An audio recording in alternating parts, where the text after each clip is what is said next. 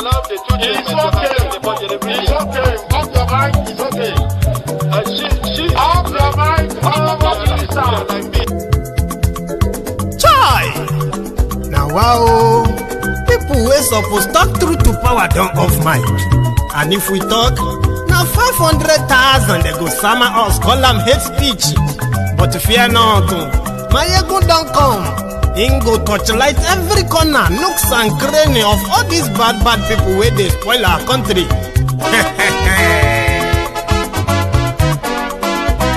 So my people make we loud, oh, yo. My ego don't come, oh, yo. My people make we shout, oh, yo. My ego don't come, oh, yo. My ego don't come, man of the masses, oh, yo. My ego don't come, oh, yo. My ego diary politico, oh, yo. My ego don't come, oh, yo. This one not the off in mind, oh, yo. My ego don't come, oh, yo. And in the touchlight every corner, oh, yo. My ego don't come, oh, yo. Okay, some people be they holla say they want the power. Chai, them be promise us say we go get light and power. Them hustle sote they can't get the power. But now they know they do anything with the power. Every day, dollar just they get the higher power over naira. Still them talk say make we off mind. But thank God say my ego don't come. So my people make you loud, oh, yo yo. My ego don't come, oh, yo yo. My people make we shout, oh, yo yo. My ego don't come, oh, yo yo. My ego don't come, man of the masses, oh, yo yo. My ego don't come, oh, yo yo. My ego diary politico, oh, yo yo. My ego don't come, oh, yo yo. This one not the off in mind, oh, yo yo. My ego don't come, oh, yo yo. Person where they do evil, no one make person talk. Them say that my egun, that man too they talk. He too they talk. Say my egun diary, he they hot like pepper. But every day then they take money in bulk. Woman picking they the street they hawk. Still them talk say make we no talk. But thank God say my egun don't come. So my people make you loud, oh yo yo. My egun don't come, oh yo yo. My people make you shout, oh yo yo. My egun don't come, oh yo yo. My egun don't come, man of the masses, oh yo.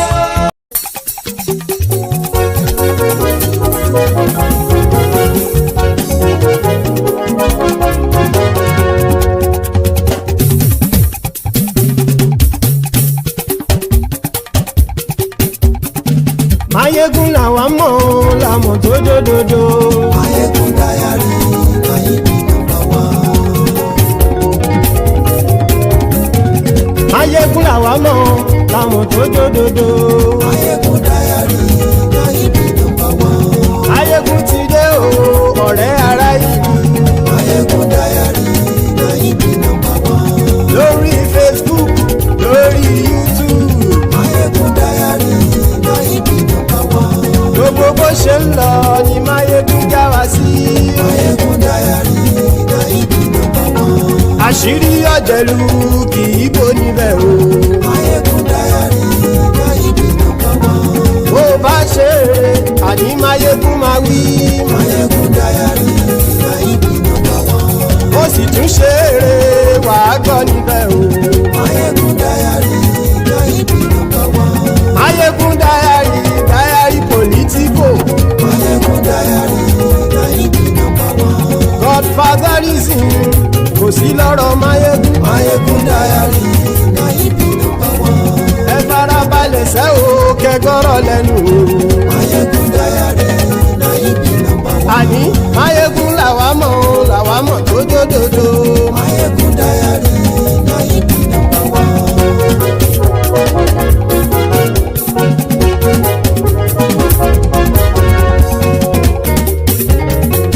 Àní ẹ̀sùn rákì. Mayegun ti dé. Mayegun ti dé. Ọ̀jẹ̀lú ẹ̀sùn rákì. Mayegun ti dé. Àní ẹ̀sùn rákì. Mayegun ti dé. Lórí Facebook. Mayegun ti dé. Àní ẹ̀sùn rákì. Mayegun ti dé. Lórí YouTube. Mayegun ti dé. Àní ẹ̀sùn rákì. Mayegun ti dé. bàbá gbé wúrẹ́. Máyégún máa wí. Àní ẹ̀sùn àjò. Máyégún ti dé. Ijó ìgbádìyẹ. Máyégún máa wí.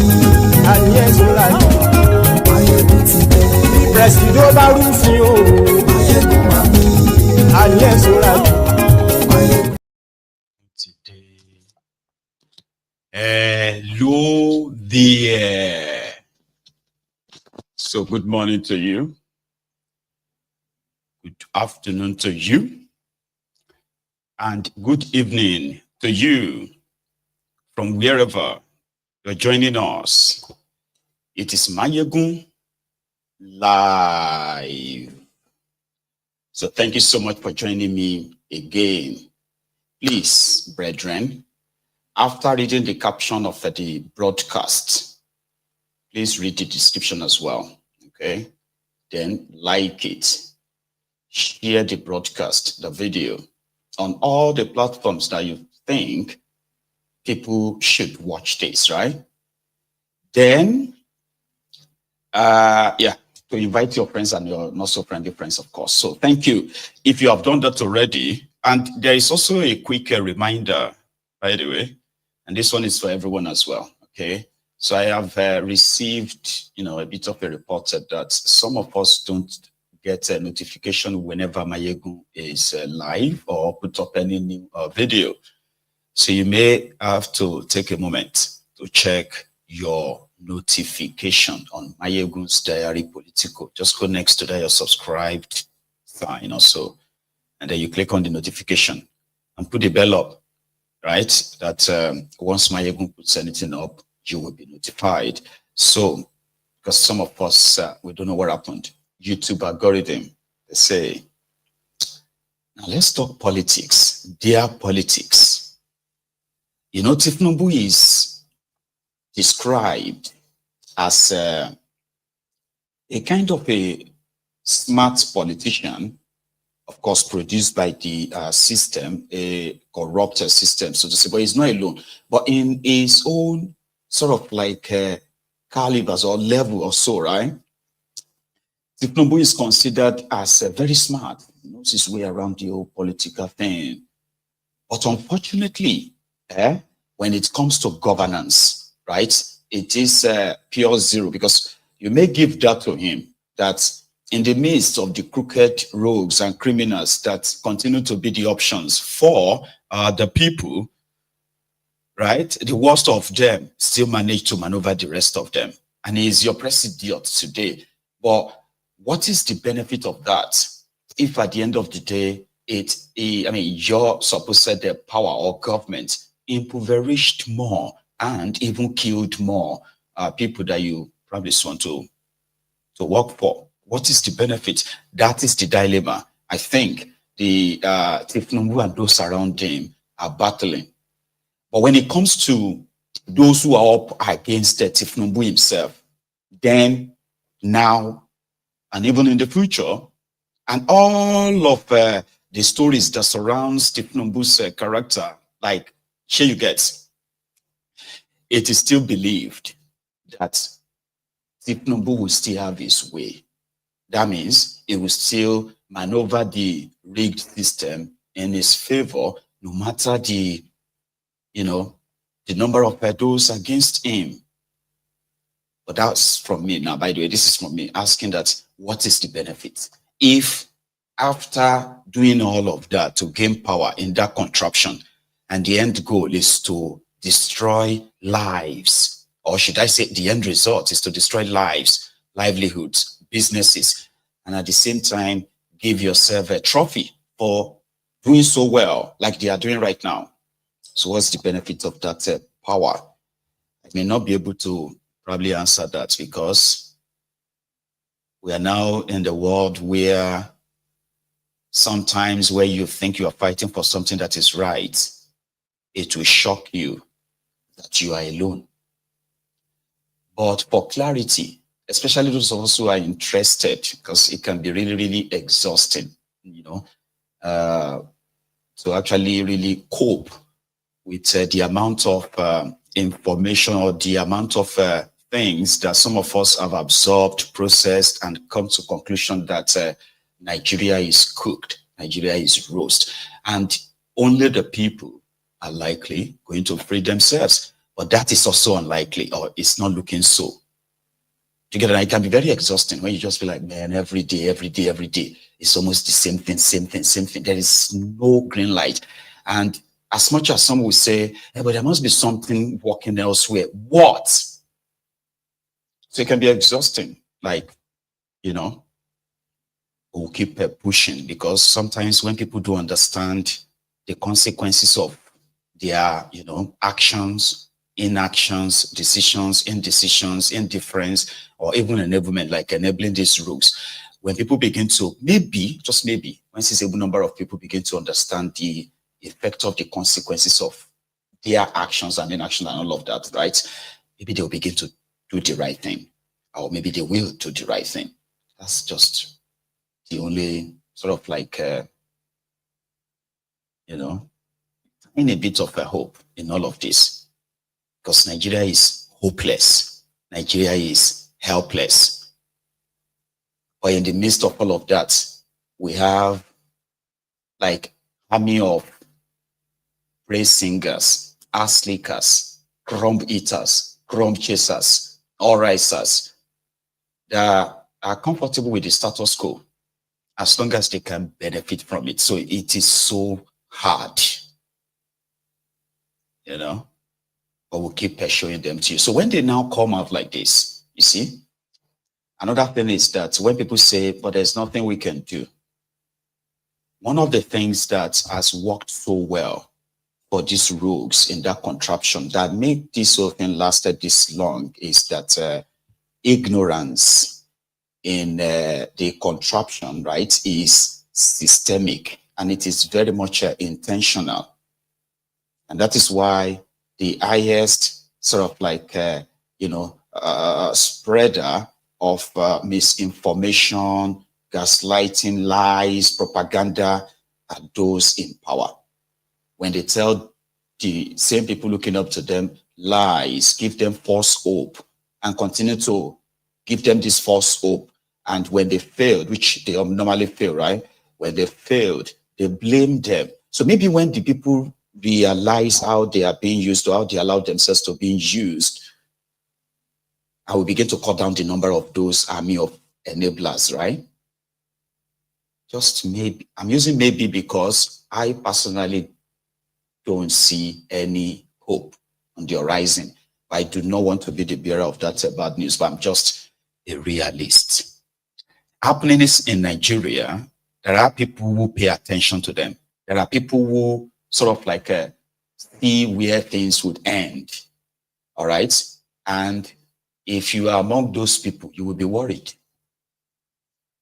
All the wrong things that majority of you today barely reacts to in the past, you are mostly livid, angry. Today, most of them have been they have become normalized by these rogues, and people are paying the prices for that. So when they fight themselves, it is an opportunity at the same time, maybe, for people to see through the people who put them through whatever they are going through right now. And at the same time, use the opportunity to do away with them or end them. It's going to be like I'm actually talking to the wall. Sometimes that's how it feels like. Because was it not, you know, 2 years ago, the majority quite agreed that there shouldn't be any election in that contraption until some certain things are done. And what are those things? Some believe that, some said that the problem of that contraption that the system continued to pop up, you know, criminals, looters, and what have you, as your leaders, is because you have a fraudulent corruption. It is the foundation of all of the compromised system that you have. So maybe if you can be bold enough to make a demand and say, there must be a new, indeed, people's constitution. I don't know why people don't see that as a necessity. Since 1999 that they gave you that fraudulent constitution, right? That foisted this unitary corrupt system on you. Not that the former was better, not like, but this one imposed on you, Decree 24 for the military. They have patched it. It is like an uncompleted building, celebrated as a new building. But the occupants, the tenants, continue to patch here, patch there, they try to plaster the beam, and at the same time, cover the roof. And this is what they have been doing, patch to this your fake constitution. The same one that they could maneuver and all that, And that's the same one that somehow right now, is still going to be used to conduct your 2027. So it's going to be easier for people like us to predict what the end goal will be and how it's going to go based on what happened to them and what is happening now. Yeah, you can project what's going to happen next. But here is my own stand on Mayegun's diary political. Just before we get into all of this, is that if you have a system, impoverished majority, this majority are somehow like trapped in a loop, trying to do the same thing again and again, and somehow expecting a different result. Maybe, just maybe, again, I'm using maybe because I can't bank on this. Just maybe, right? At a point, right? You are going to say no to this circle. And what's that circle? Everyone knows your election is fraud. It is never really real, right? It is mostly war, if not all the time war. At the end of the day, it produces criminals who ended up, looting, pillaging the country. And the process is the same. Loot the country, bribe some people with food, clothes, what have you. Send some to Mecca and send some to Jerusalem. These are the bribes. And on the day of election, give them some money, and yeah, you are allowed to perpetuate your rigging. It is the system, Abi. Now, if you are not comfortable with that, go to court. If you go to court and the court says you still lost, right, despite all evidence, then what are you going to do next? Nothing. That is the cycle. That is a cycle that these rogues have put in place. So at a point, maybe just at a point, you break that cycle by saying, no, you'll be rigged, of course. Fake result will be announced. They will tell you to go to court and you'll be like, no.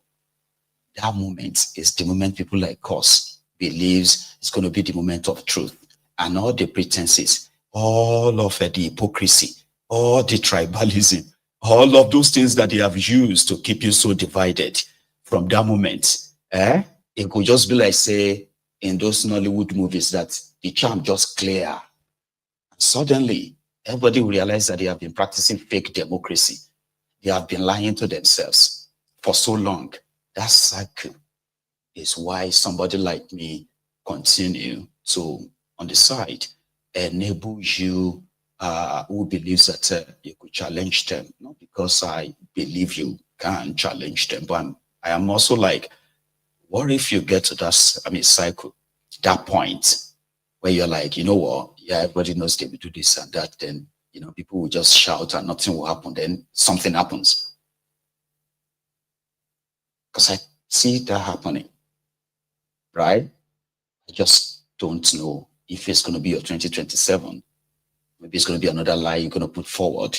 Maybe you keep kicking the can down the road, but there's always going to be that moment of truth where everyone will stop lying to themselves about Nigeria. Right now, the political class, the elite that put you in this situation are pretending to want to take you out of the situation, right? Characters, right? The characters that are responsible for why you are where you are today and currently out of that same power, right? Want to take you out. So let's listen to them, right? Let's listen to them, because somehow they are the only people who have the resources to make somebody president or remove somebody as president. You and I don't have that resources. It could have been people's power if indeed you are practicing democracy, right? one man, one vote, and your vote counts. That's a very powerful thing to have. But you don't have that. They have the resources to manipulate you, bribe those ones who are going to physically be present, and then, bribe the judges too.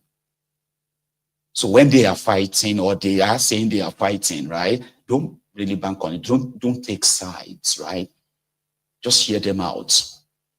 Because in the process, that may also be your gateway, right?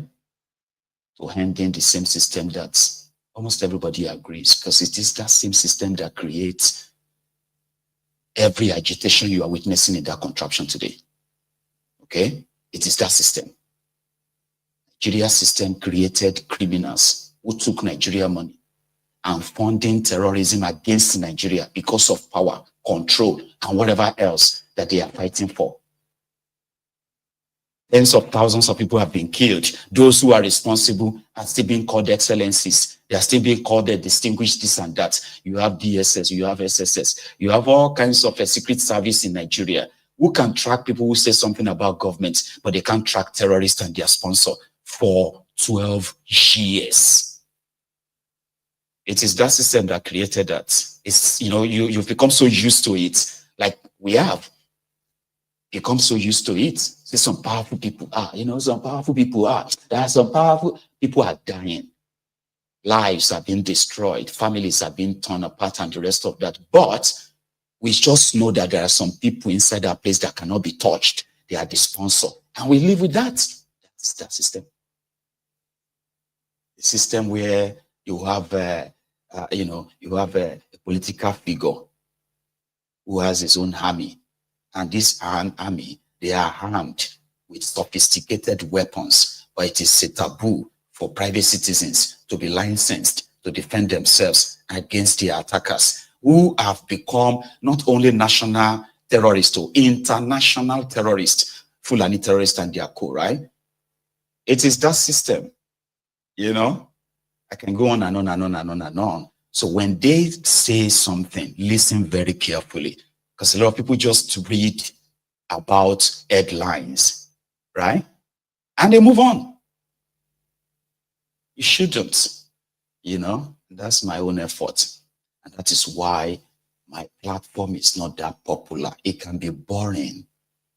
You know what I mean? It can be boring. It's all talk. But it's not just talk. I talk, others talk. But do you know the people who should actually be benefiting most? Somebody who is listening. You listen to every word. You think about them. You link them up to this and that. Your subconsciousness is awake. Your mind is light. And even if you are angry, which you are going to be, then your anger is controlled. You direct it to where it is indeed needed. And in that moment, nothing, I say, and I repeat, right? Nothing can be used to distract you. Do you think I don't see those who say all this rubbish about the Yorubas online?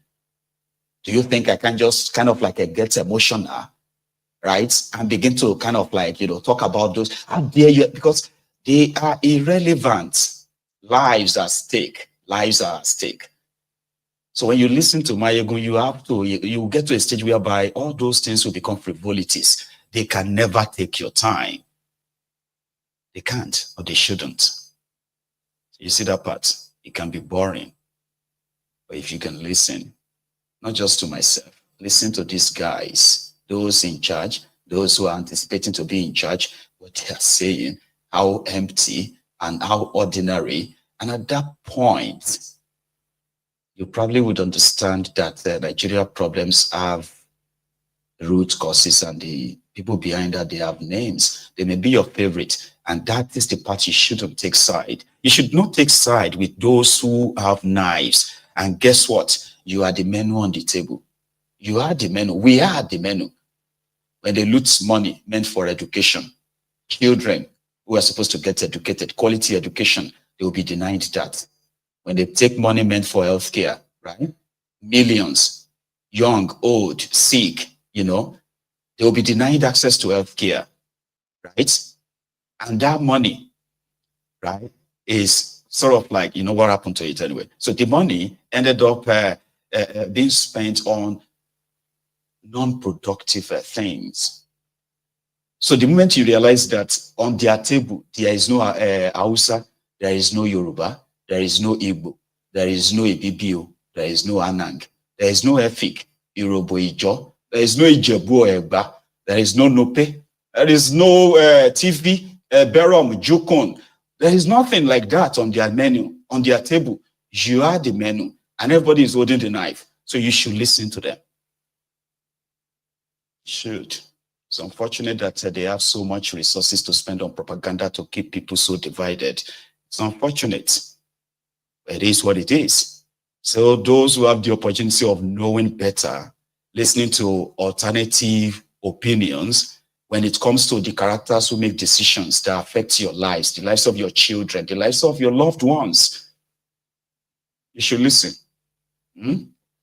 So thiefnubu is there. He has all the power. He has all the clouds. And in fact, in that your 2027 charade, him being crushed will be blamed on him.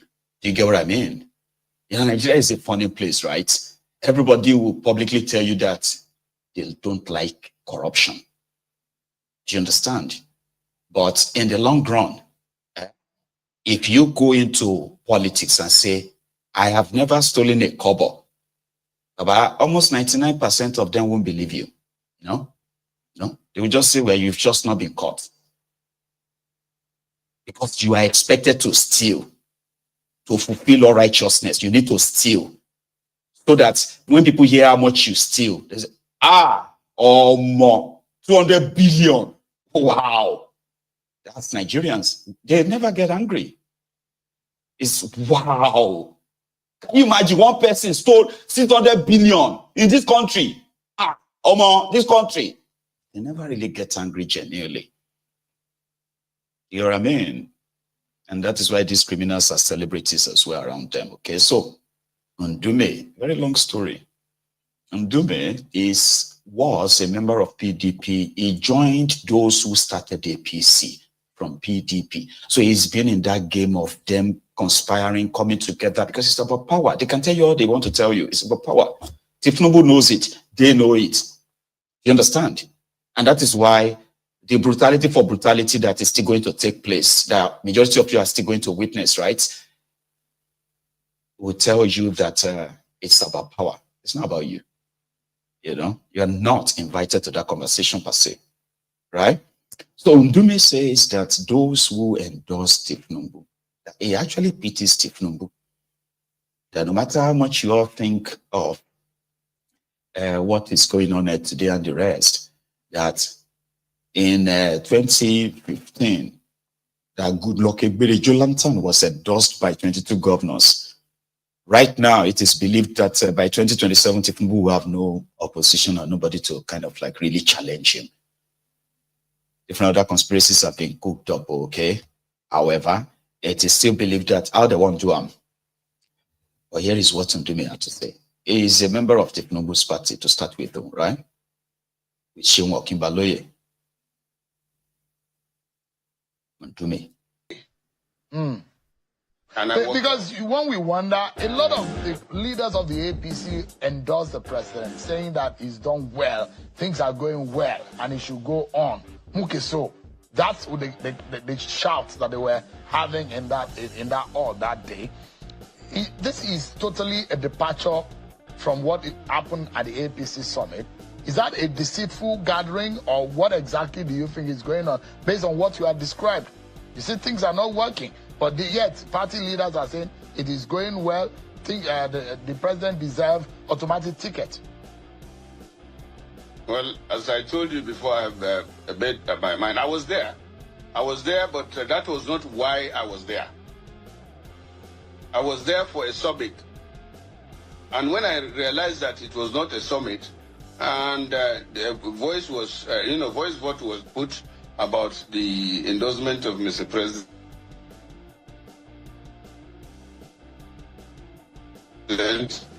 I just left. And that does not mean I'm not an APC member. The majority had its way, and maybe I'm even more, few of us felt that was not right. But you look at it again. As a senator, I was not. You look at it, within the party, there were endorsements for the president. Outside of the party, there are defections into the party. So the party is saying, even for the performance of President Bola Tinubu and the APC, new entrants will not be coming into the party.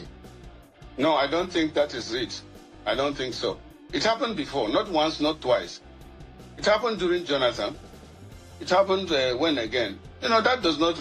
You see, what I see there is that politicians are decamping, but the people who are the voters are not decamping. So what is happening politically is not in tandem with what is on the ground, what the Nigerian people can feel. Thank you, that's it. Is the president aware that this is a political gimmick or this is a political deceit that is going on the way you have described on the ground? Do you think your party is enjoying the kind of popularity that it enjoyed some years back? That I feel as the kind of way Nigerians feel right now, to the extent that maybe Nigerians have some very strong feelings as to the performance of your party. Oh, well, let me be blunt about it. The people are not happy. Several people have said it. And the president also is not pretending. He acknowledged that there is hardship. He acknowledged that things are very difficult. And even recently, he appealed that people should be patient with him. But the question is, how long will they be patient? And things are very difficult. And so many things have not been done the way the people are expecting. And to be honest with you, if you go back to the electorate today, halfway, they are not happy. You can't say, you can't lie about that. I see people lying. I see people telling president what he wants to hear, or maybe, and some of them even he doesn't want to hear them. But my position on the people around the president that are supposed to help him are deceiving him or are damaging his image, are doing more harm than good, let me say that. Because the president cannot go out the streets like myself and know how the people feel, or even outside the villa, they will drive him in a tinted glass that he doesn't even see what is going on.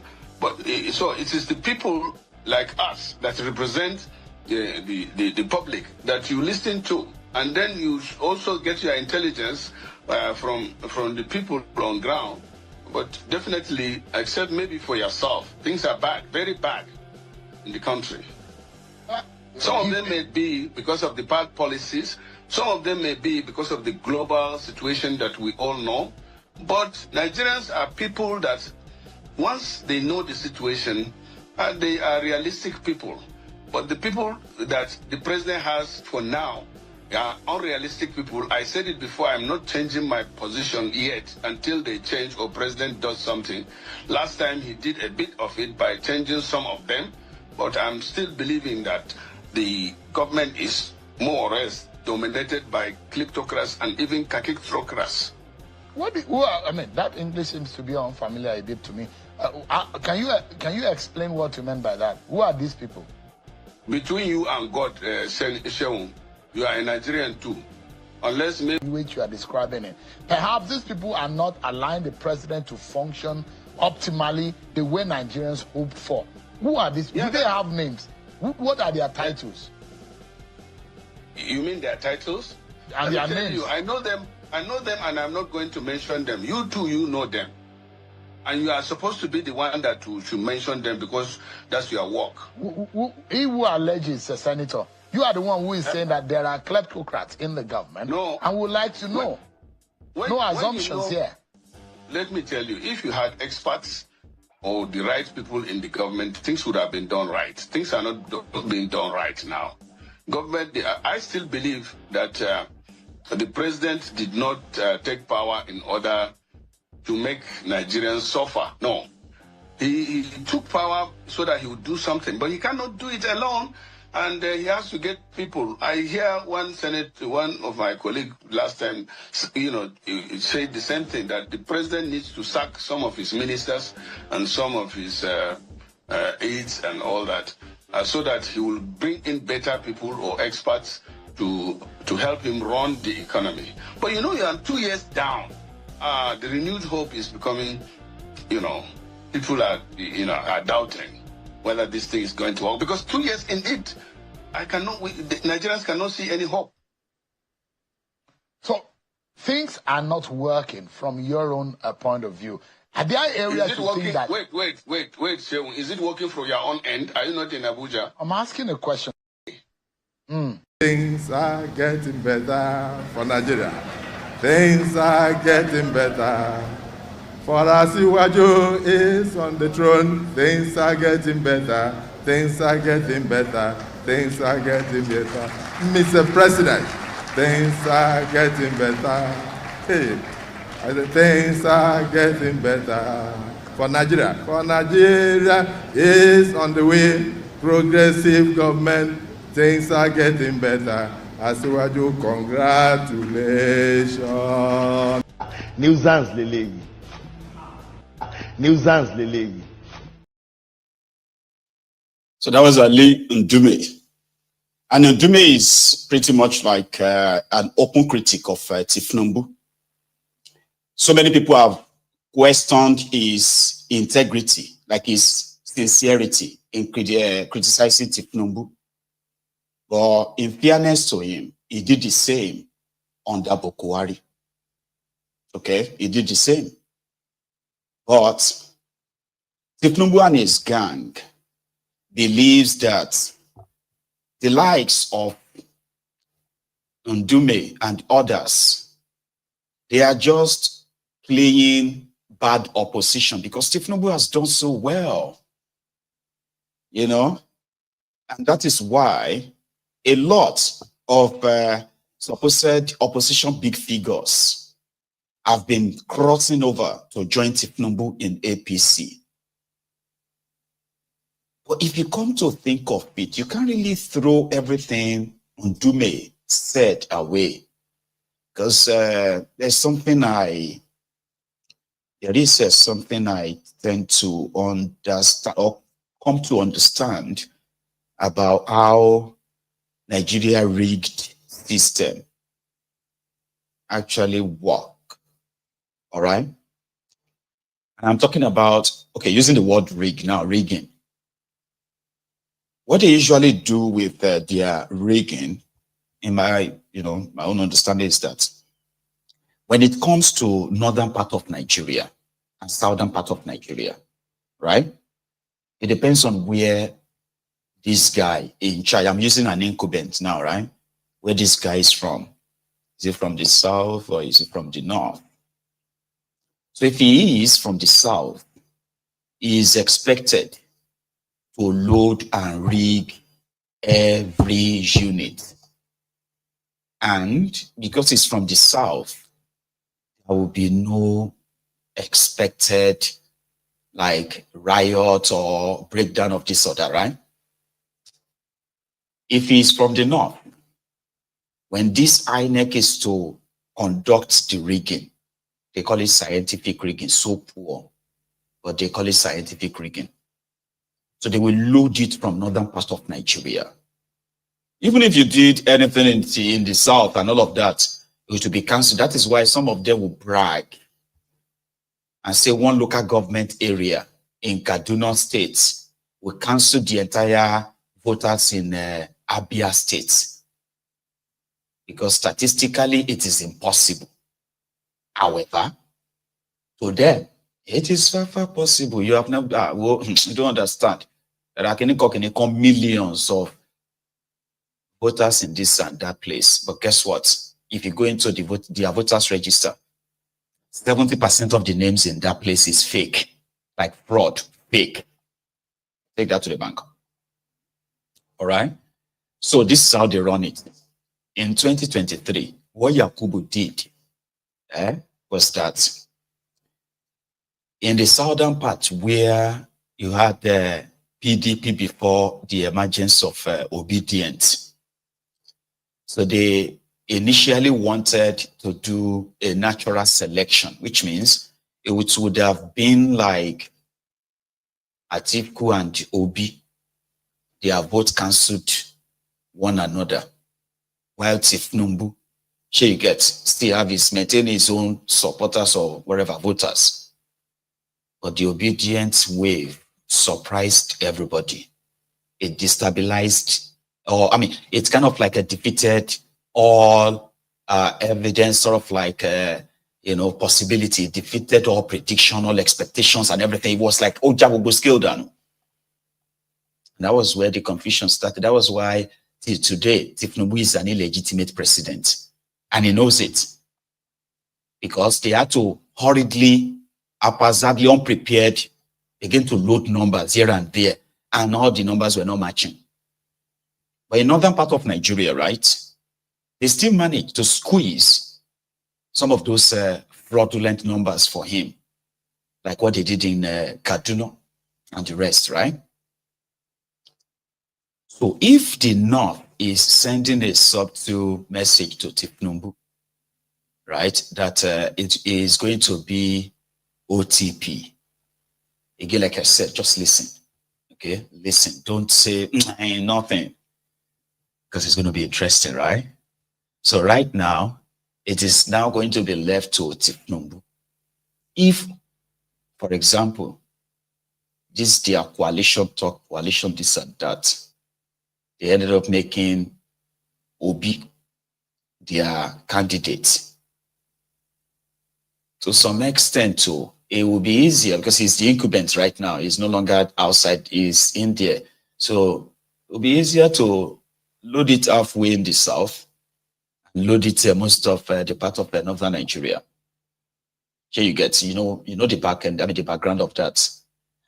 One of their worries in their coalition is how they are going to sell this their one Nigeria, how they are going to convince the same northerners, right? I'm talking about these jihadists too, the same northerners that they told that anyone who is not a Muslim is an infidel and must never lead the Muslims. And this, again, was their campaign talking point in 2023 when they said Obi was an infidel. So if they make Obi their candidate of coalition, that will be a tough one. Not impossible because they did for Jonathan, but you get what I mean? I'm just saying. But in the long run, if another thing I am hearing, right, happens to play out, that Obi is not going to sit with them in any coalition and is possibly not going to be part of the coalition. Like I said, just hear and you don't have to like say, oh, they said Obi is no. From the grapevine, it's been said that there is a possibility that Obi is going to go it alone again in 2027, which is obedient. This time around, more organized, more coordinated, and ready to even surprise the system even more. And to the articulators, the SPV boys, everybody should just forget about coalition. I swear they are saying it now that if Obi is not going to be part of their coalition, everybody should just forget it. So do you see the dilemma now? So in either way, what thiefnubu needs is to just see where the pendulum swings. And then they can go back to the drawing board. The obedient can't surprise them with your surprise vote anymore. Don't bank on that. The only surprise they are likely going to get, if your Obi goes it alone, right? The only surprise you can give to them is when they begin to announce fake results. You do not let them do that. And historically, that one itself, with the way Nigeria is today, an Igbo man being rigged out by a Yoruba man, and then his own supporters, an Igbo man, because this is the optics, so sure you get. So an Igbo man and his supporter says they should not announce the election results. Historically, that too can fuel wherever, but I'm not speculating. I'm just saying that the only surprise you can give to them now is to show that you're actually more than them and you are not this Igbo, this Yoruba, that, like you are saying, like obedient are, right? You are not Igbo, this Yoruba, that Hausa, this Fulani. Yabi, you are obedient and you are from everywhere. Then it will be the time to actually stand up and show that. That's the only surprise you can give them. We will vote them vote and die, rig and die, all those talk, right? You need to follow. You need to actually be willing to follow that up with action. You actually need to now show number. So imagine when you say no, and you have in Kano, you have in, okay, I don't know. I'm just trying to figure, I want to paint a picture that's a possibility picture, something that is realistic, okay? So let's say in northern Nigeria, they say Peter Obi is leading out of 19 states. He's already leading in 7. Or, in fact, guaranteed he's going to win 7. And that includes the Middle Belt too. So, in the southern part of Nigeria, out of the 17 states, Peter Obi is already leading in 14 of them. And it's certain that he's going to win. I'm just using the scenario that you, the obedient, I'm talking to you, the obedient now, watching me, right? So now they started announcing fake results. And boom, about 20 states, you already have more than 50,000 people. And the state with the smallest voters or protesters that are out and saying, no, we reject that nonsense. You won't do it again. We won't let you do it again. Out of, let's say, 20, I mean, you have them in 20 states. The smallest gathering is about 10,000, 20,000 people.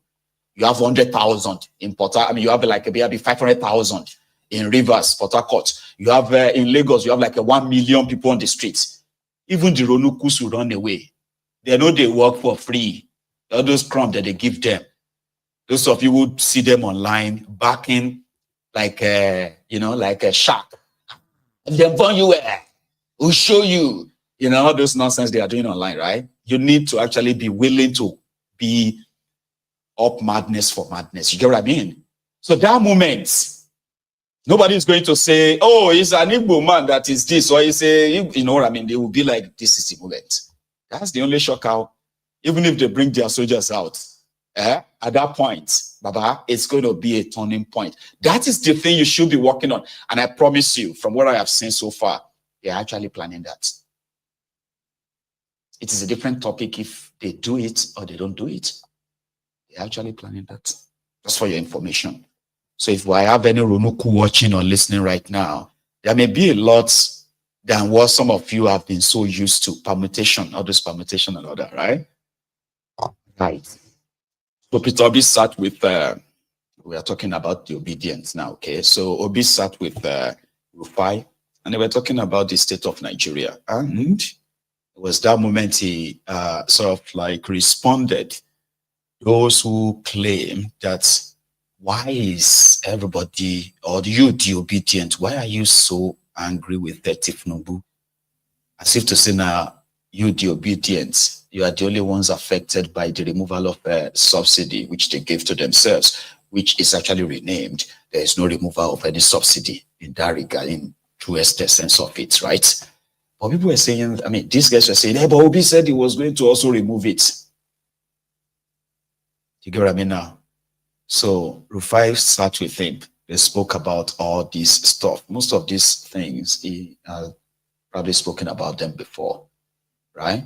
But somehow, all he said in his recent interview seems to have triggered the APC again, right? So he also said something about the money saved in Anambra, his own sort of like a trademark, integrity. And out of those, his own class, the ex-governors in Nigeria, he seemed to be one of those who no longer get, who actually don't receive what they call pension for governors. He spoke about a lot of things, so we'll take them one after the other and react to them, okay? And yeah, there's the first part. I think this is the one about removal of a subsidy, what he would have done differently, right? And it is documented and everything. It was there.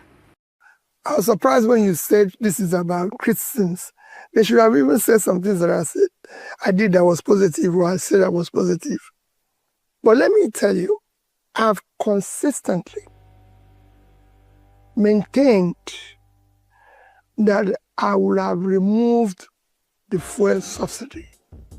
If you go to my manifesto, it's there. steps I would have taken to do it in an organized manner. There was nothing wrong in removal of subsidy. What is wrong is the haphazard way in which it was announced and implemented. Everybody knows that the subsidy regime was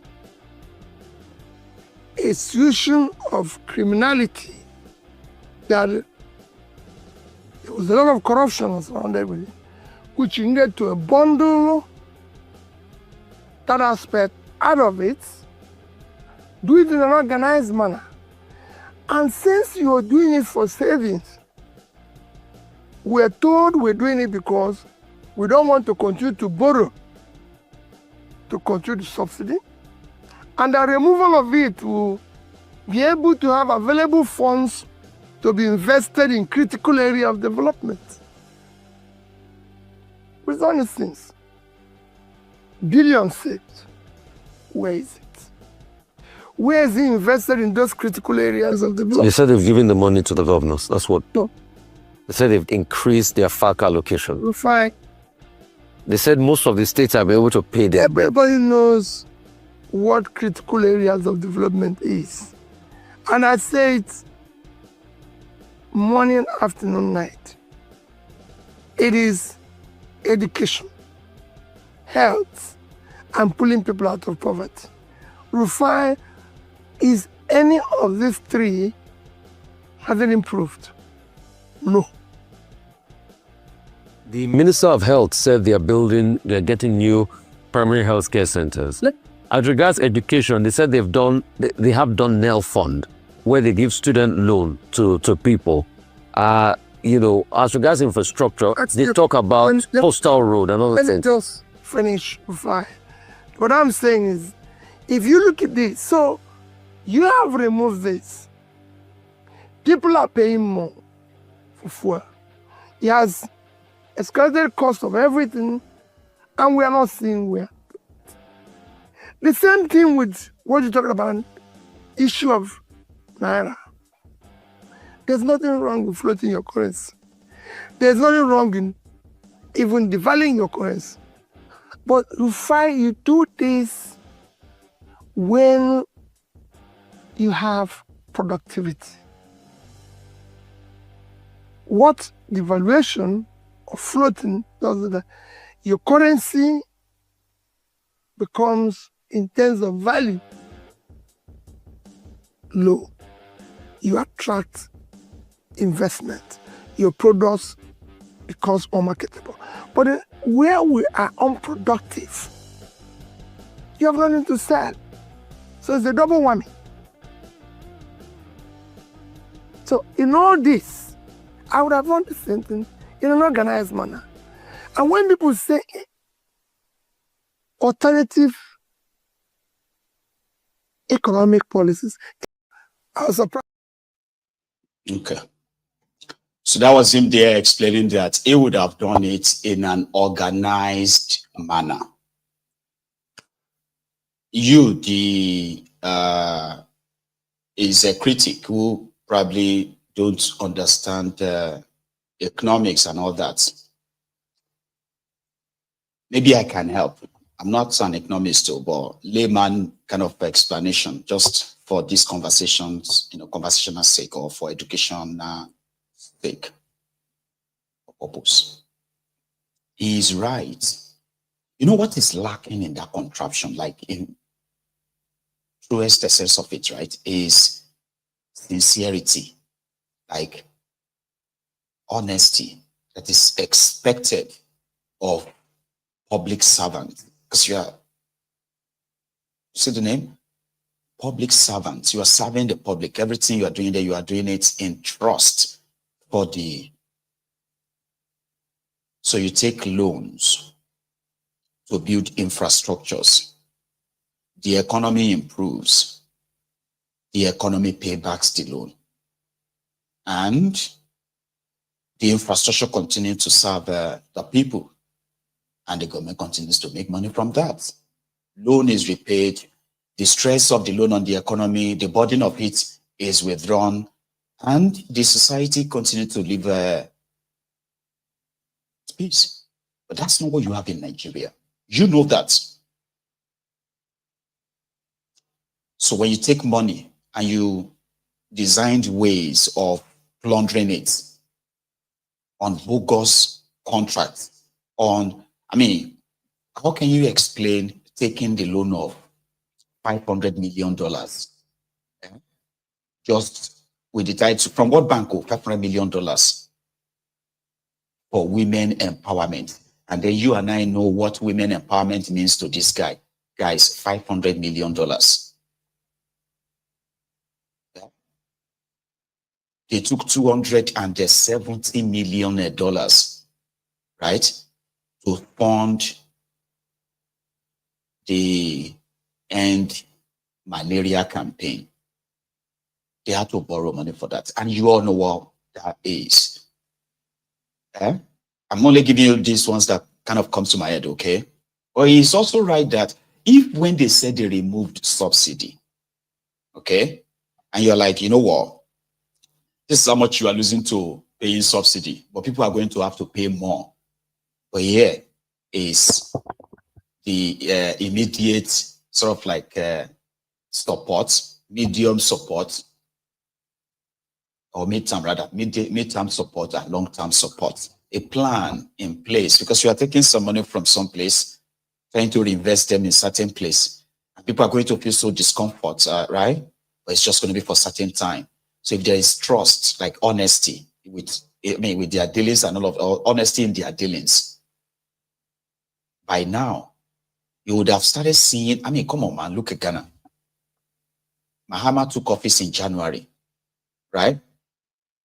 And right now, the same Ghana cedis, right, is currently doing so good, so well, that it became so noticeable. Those little things have very massive impact on possible millions of people who have to make their daily living from the economy that stress on their currency is reducing. You can feel it when your currency is so stressed, inflation is so high. How are you coping? How are you surviving? Kind of. But these guys continue to sign up for conditions that will continue to harden and, you floated your currency. You don't have electricity. South Korea, their currency is one of the sort of like lowest currency of a thing in the world, right? But you all know about South Korea. You know about Samsung. You know about this electronic stuff and all of that, right? You know what happened? They devalued their currency. Then they make their country the destination of choice. They have peace. You know what I mean? It's not like they don't have corrupt people too. You understand? But policy-wise, when you lower that currency, you attract investors that believes that they could come and invest so much here. The labor is cheap or standard. And at the same time, in this space, you could make a lot of money. While you create job for the economy, everybody is happy in a way. But that's not what you have in Nigeria. They devalued your currency. It is not because they want to do any policy to attract. No, it was because they wanted to take loan. That's why they devalued Nigerian currency. They call it floating the naira. They floated your naira because it is part of the conditions given to them to give them loan. It's not because you are working on any, because if it was, by now, you would have attracted reasonable investors that even Mayegun that criticizes them will not be able to deny it and say, right now, there is evidence of 150,000 jobs, real jobs, 200,000 jobs created in March. Like traceable data. It's all lies. I have a story to tell you about a guy that just came back from Nigeria, by the way. And the guy is so mad. He's mad at so many of you that you go to Nigeria and you come back here and you begin to say, oh, everything is, it's getting better. The airport is great. He has a cost for you, but we'll get to your own part. Then Obi spoke about investing in, investing in brewery. which has now become the primary source of revenue generation for his state today, and other things too. Because according to him, how do you think the road is more valuable than security? Because what is the essence of a road when you are practically not going to even drive on it because, you know, insecurity, this and that, right? We'll go to that one. Breweries and everything. If I tell you what I suffered for that brewery to be built in Anambra State, you will not believe it. I had to go out trying to attract business to Anambra State. The biggest revenue earner in Enugu State is Ama Brewery. Ama Brewery in Enugu. The biggest earner, call it revenue source for Anambra today, is that brewery. But you said the government stake that he invested had gone down, that it was not smart investment. Those are some of the things they say. Thank you very much. I wish other people in Nigeria invested in something that went down. That's not smart. I said the biggest revenue earner, the very revenue source, is that brewery. That brewery is employing at least directly 500 Anambra people. That brewery is at least giving food to over 5,000 Anambrarians. Those who use it as business distributors, truck drivers, everything. I wish people are doing that. What we do is that we condemn what is that. Because of the way they've been treated, you know, they have the biggest brewery in Ogun State. Have you ever heard anybody say in Ogun State, oh, the brewery is it? They have a bigger brewery in Ogun State. They say you brought poverty to Anambra. Those are the criticisms of Lagos State Governor recently. So they said, they say about they said, I think he accused you and they said under your tenure, poverty did increase and all of that. So you had no moral right to go to John Hopkins and talk about poverty. Right, you are talking about narrow interest and narrow assessment. Go and look at Nigerian Competitive Index. Go and look at it. Rufai, I was governor of Anambra State from 2006. And I was impeached. So you can say I was governor of Anambra State from 2007 to 2014, 7 years. I was effectively governor for 7 years. Because the first year I was removed, as you know. So I was governor for 7 years. Rufai, Nigeria as a country signed, was a signatory to the global measure of development, which is Millennium Development Goal. That is a global thing. Nigeria was a signatory to it. Yeah. That is what made China to pull 439 million people out of poverty. That was what made India to put over 150 million out of poverty. I can go on and on. But Nigeria was signatory to it. And it was signed in the year 2000. Rufai, I became governor in the year, started effective governance in 2007 after I came back from impeachment and tenure interpretation. By the time he ended in 2014, Anambra State under me was #1. In terms of, this is not me who measured it. It was UNDP.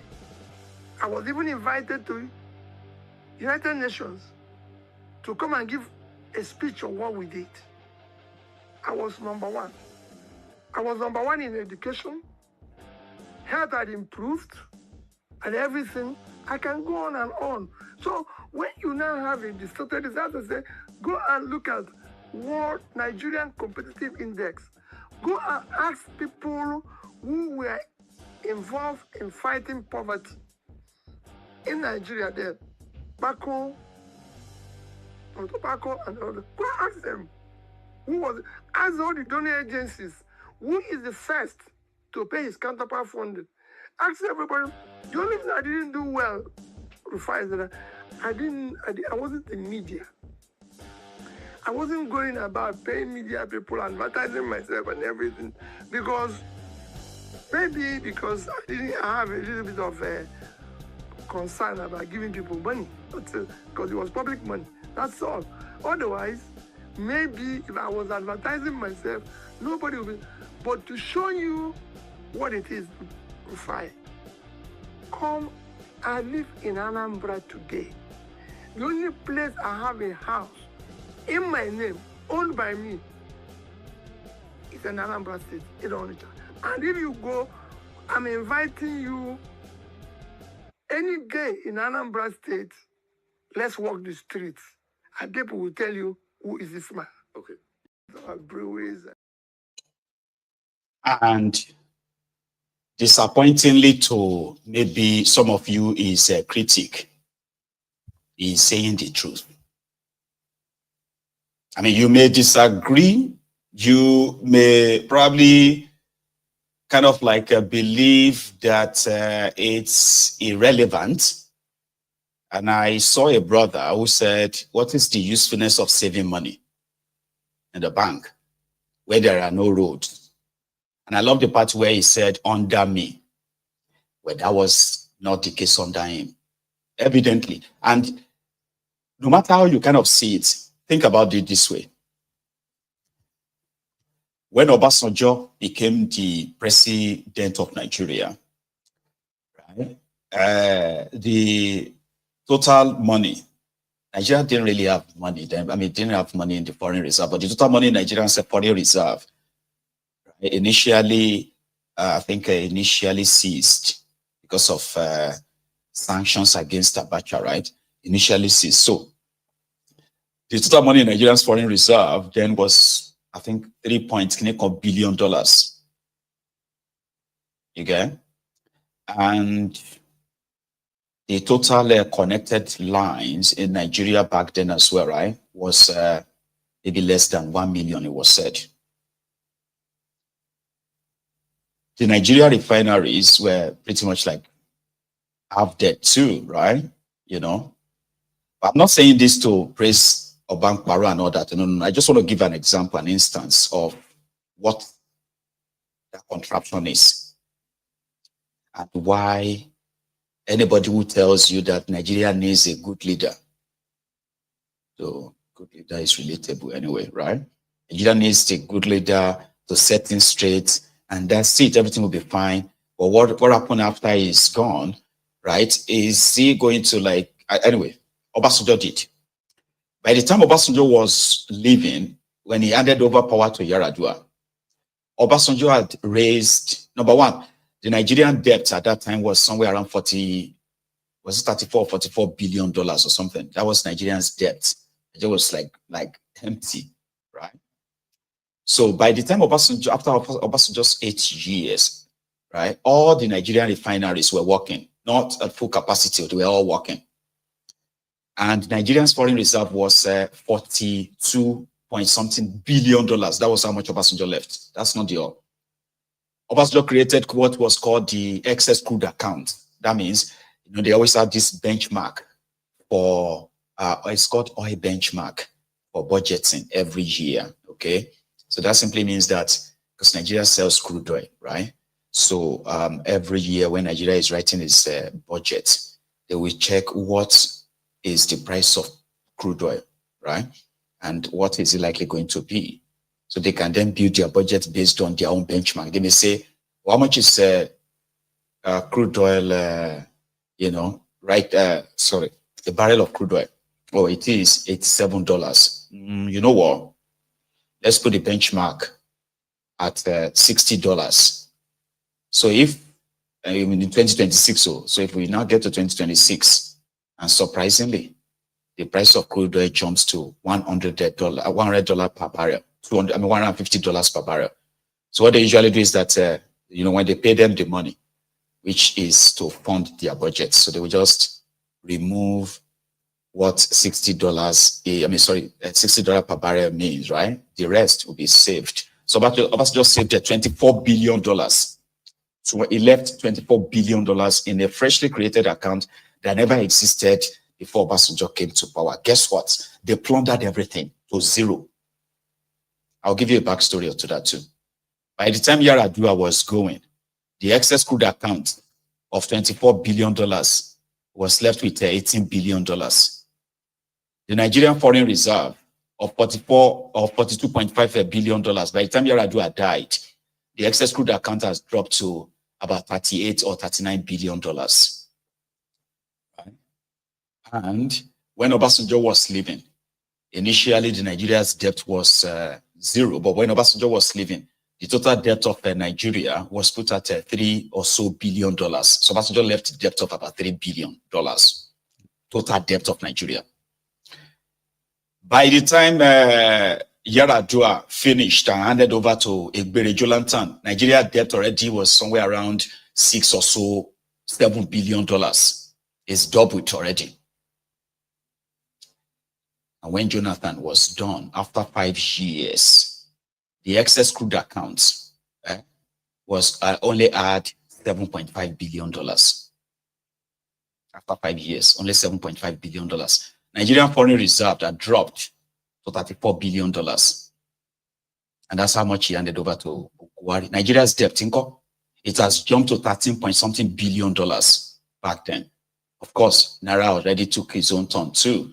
Now, that was the downgrade, the downward spiral. Buhari came. You know what he did?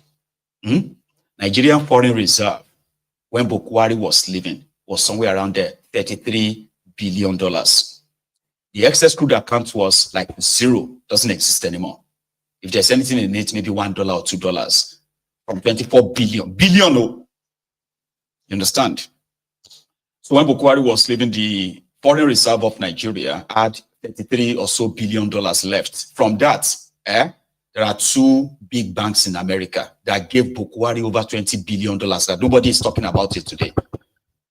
And guess what he used as a collateral? Nigerian foreign reserve right now. So if they decide to want to take their money once now, you realize that Nigerian foreign reserve will be like gone. And that would expose that contraption. As they were doing all of that, the economy was, it's not that they use all those money to rebuild the place.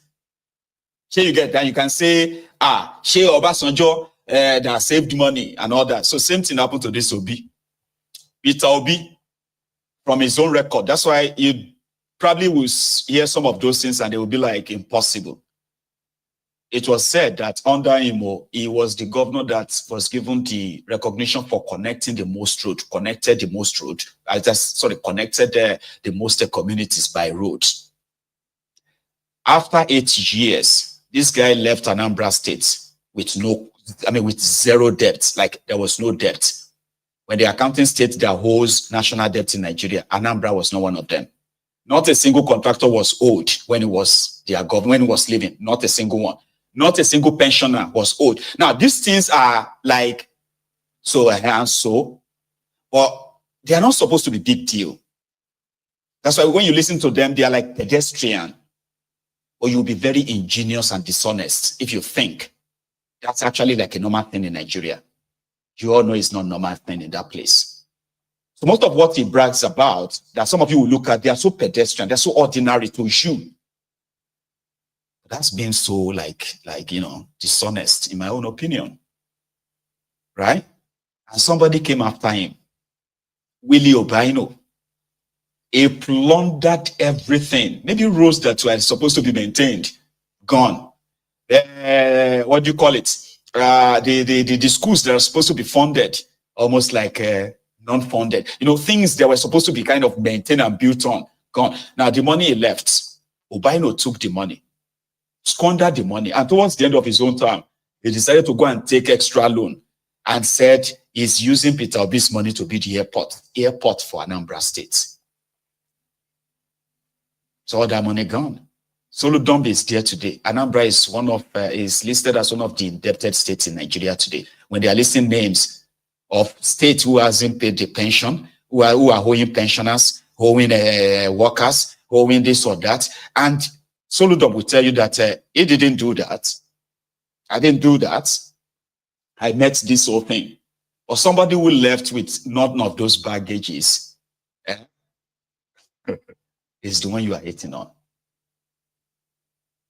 I mean, maybe not hating on, but come on, think of it, right? Or he said more, the other part. And it is documented and everything. It was there that company, which you can trace, moved from one company to another, started Asaba in the 90s. And it's in trace, it's not something you can know. In the 90s, Rufai started about 96, 97, I'm not clear, but I can tell you, until I became governor 2006. So it was a clear case of over a decade before I became governor. But that process, I started saving in a particular, in a bank, Lloyd's Bank. And that came out of resources which were earned by a company I was running abroad, Nest International Limited, which is a subsidiary of Nest International Nigeria, my company in Nigeria, which was duly declared. When that came out, it became news. They said, oh, that they replaced the found money where I owned about $500 million. I was actually investigated by the FCC. By everybody said, oh, they found a place where there's 500.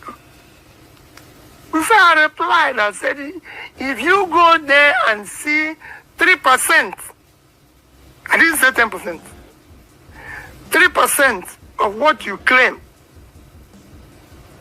or you mentioned, life imprisonment. Rufai, do you think I can tell you, go and look at what I declared when I became governor? I was already a bank chairman, everything. Naira, at that time I became governor. This is what you get always in Nigeria. Because we now live in a country of propaganda and lies. And they manufacture it. The problem we have in the Labour Party is problem instigated and sustained by the government of today. Where's the proof? I don't need to tell you. When you have a party chairman who calls a state governor a dwarf and dwarf thinking, forget about me. So it's not weak. Okay, I'm weak. But it's not weak. Is every other person there weak? So let's all be sincere with ourselves. Before they call you names here, you know it. You speak the truth and you call you names. And we now live in a country of propaganda and lies and trying to put problems everywhere. They won't even put problems in families. Rufai have managed and built a business locally and internationally, and they are thriving. By the time I left them, I've been chairman of corporations, quoted companies, director, and I've earned my respects. And I've been a governor. There's no place that have shown weakness. Rufai, I returned school that was taken from churches 40 years that nobody could even dare mention. But these are the point criminals. These are the points people like Kenneth Okonkwo. Yes. These are the things they said against you. It's just Kenneth Okonkwo. Who again? But it's a valid point of view. And it's an echo chamber. If 12 persons that followed Jesus, one went against him, how about me, who millions followed, and you're counting those who went against me? Listen, people must go against you, people must speak against you, and they own this thing. I still remain consistent. I'm not changed. Like I said, Kenneth is my younger brother. He has his reasons for his action. First, before I even react to that, okay, you are right. Somebody said Obasanjo is Neyo. You said Obasanjo was not bad after all. No, Obasanjo is not that bad. You know the sin of Obasanjo, which is like a grave sin. It is a sin that is not forgivable, and he will take it to his grave. Because a lot of us believe that if not for Obasanjo's greed, selfishness, and narrow-mindedness, there is a chance that Nigeria would have been restructured in the way the people in that place want it to be. But it was Obasanjo's wickedness that led us to this route, that led us this route. And I'll tell you, Obasanjo did something that was unbelievable, or should I say, unimaginable. And it was just a year after he became president.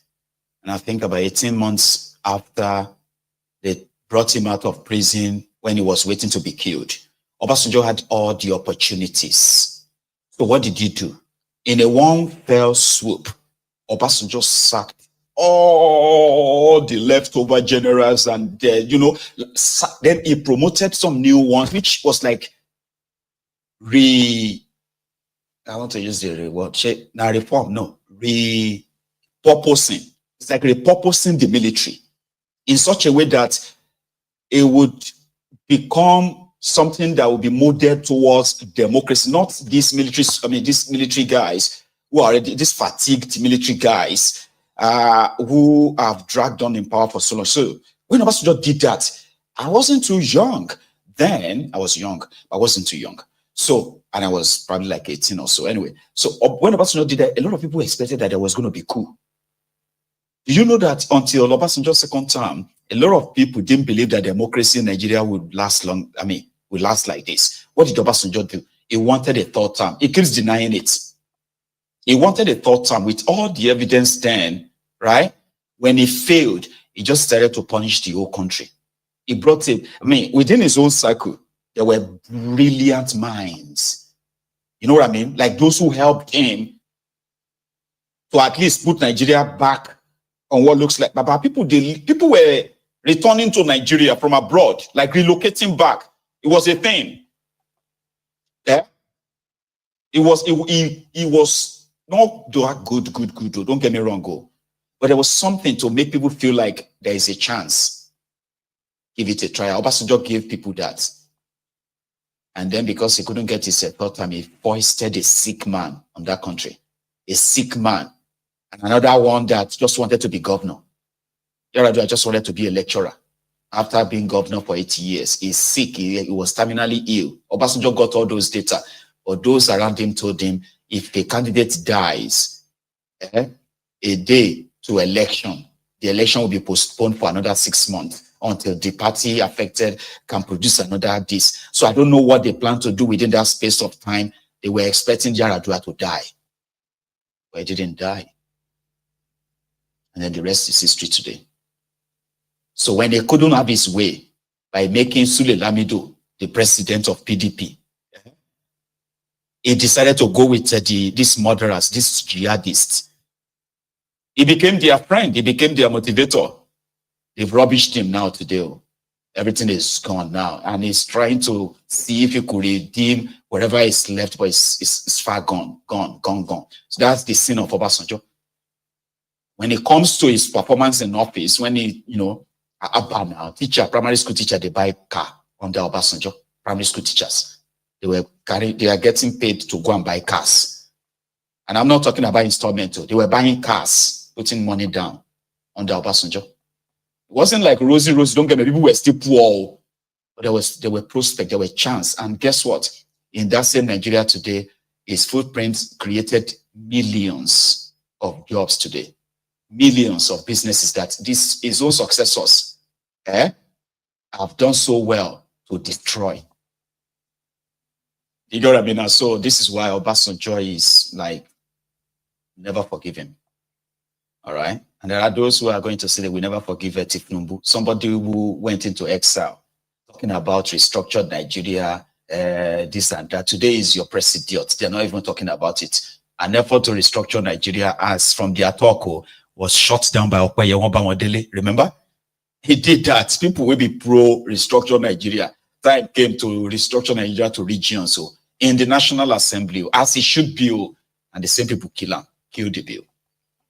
You know, those who said military were hunting them at the point, today they are hunting people because they are agitating for Biafra or agitating for Yoruba nation in a democracy, right?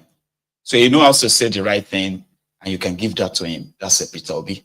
When they ask him about what's he going to do, he's, like I told you before, I said he spoke about all these things before. You have spoken about them majority of the time. But maybe this is just a fresher. What would you do with agitators? Sit with them, have a chat with them, find a way to actually reach a compromise and make sure that at least, you know, talk to them, not hunt them, criminalize them like they are doing to Nnamdi Kanu. Again, you don't have to possibly believe him, but he's not your president and he doesn't have any power to do anything. But this is like, I would do this if I had the power. Reach out into the north. Rufai, I criticize every single act that is wrong. Whether it's in, go and follow it. Whether it's in the east, west, south. They say you're not hard enough on IPOP. That's what they say. I'm hard on everybody. And remember what I said during the campaign until today. Any agitator, I will discuss with. There's nothing wrong in agitation. Whether it's Yoruba movement, whether it's Northern movement, any movement, I'll sit down and discuss with. It is important because you dialogue people. We will never know. You know what I mean? So you will never know if he will do that or if he won't. There are those that are very convinced that it's all talk. The only thing that could be different from what you are witnessing today is that, yeah, he may be doing better than thiefnubu, kind of like checking the antecedents, okay? Not all this, you know, propaganda and lies. You can use propaganda to gain power. You can't govern with propaganda. Propaganda cannot build road. Propaganda cannot build electricity. Propaganda cannot build hospital or equip it. But you can use propaganda to gain power. So you will never know what Obi can do and cannot do. But we can debate it like it's a free will. You can say, no, he won't. It's all talk. I mean, but you should not dissipate your energy on something that is actually has no impact on you right now. Whatever he feels, whatever he says, whatever you feel about him, there are those in charge right now that energy can be used to actually tackle them. You get what I mean? Children wrote examination. That was supposed to have been examination they have been preparing for a whole year. The day of the examination came, and there were a problem with logistics. And the body that organized the examination is not actually seeing it as a big deal because Nigeria and anyhowness. Anyhow. Yeah? So these lawmakers invited supposed WAEC boss, West African Examination Council, WAEC. You know WAEC? WAEC, of course. So they invited WAEC boss to come and explain why children, right, were delayed for hours. And they had to write their English examination papers at night. Guess what? They didn't see it as anything biggie. And the interaction itself, Baba, has a lot to tell you about those in charge of that contraption, Nigeria. And sadly, too, those in charge of the supposed destinies of our own children. Because their actions will impact either positively or negatively on the lives of majority of these children. It's always been the case. But we will listen to this interaction between lawmakers, proving that, and those responsible. And everything you need to know about that place is right there on your screen, right on your face. My name is Abiante, like you know, sir. I'll ask you a few questions before I maybe. Please, don't be angry with me, or if the question looks stupid, just tell me it's a very stupid question. You cannot answer me. Did you write WAEC, sir? I did. What year, sir? 1986. Okay. What time did you write your own exams? There were morning papers and there were afternoon papers. What time did you, can you remember the time?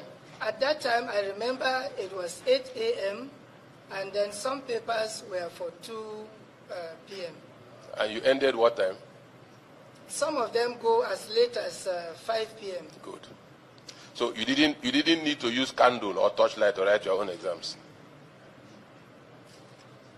It's a yes or no question. For me as a person, no. During your time, you didn't use torchlight to write. Yes, for me as a person, no.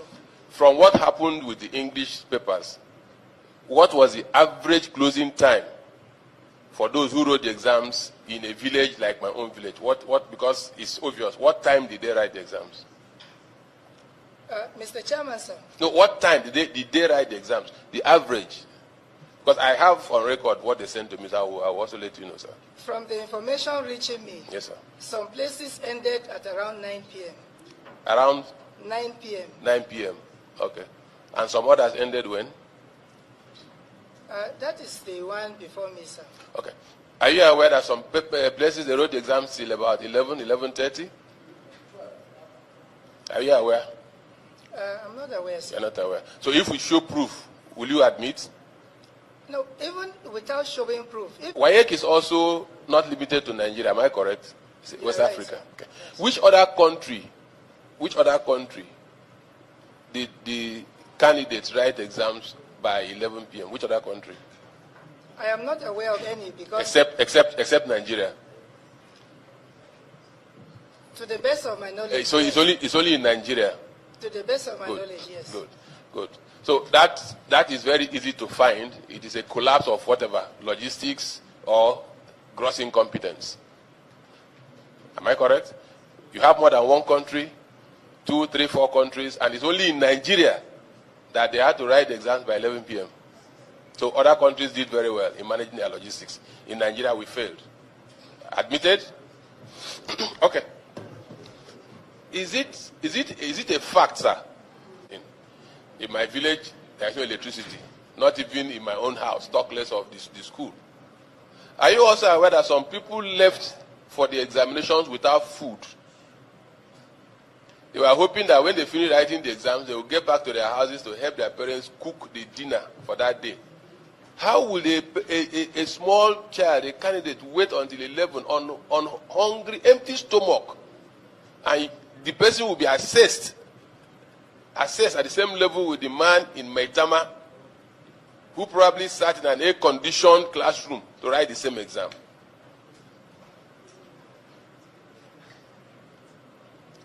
Have we been fair to each other?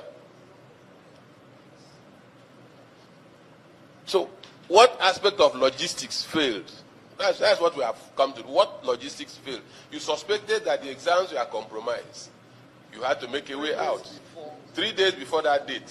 So what aspect of logistics failed? You didn't know that the papers would get to Taraba. You didn't know that they would get to Jalingo. What part of it failed? So that we know how to address it in future. That's why we have called you, sir. All right. Thank you, Mr. Chairman, sir.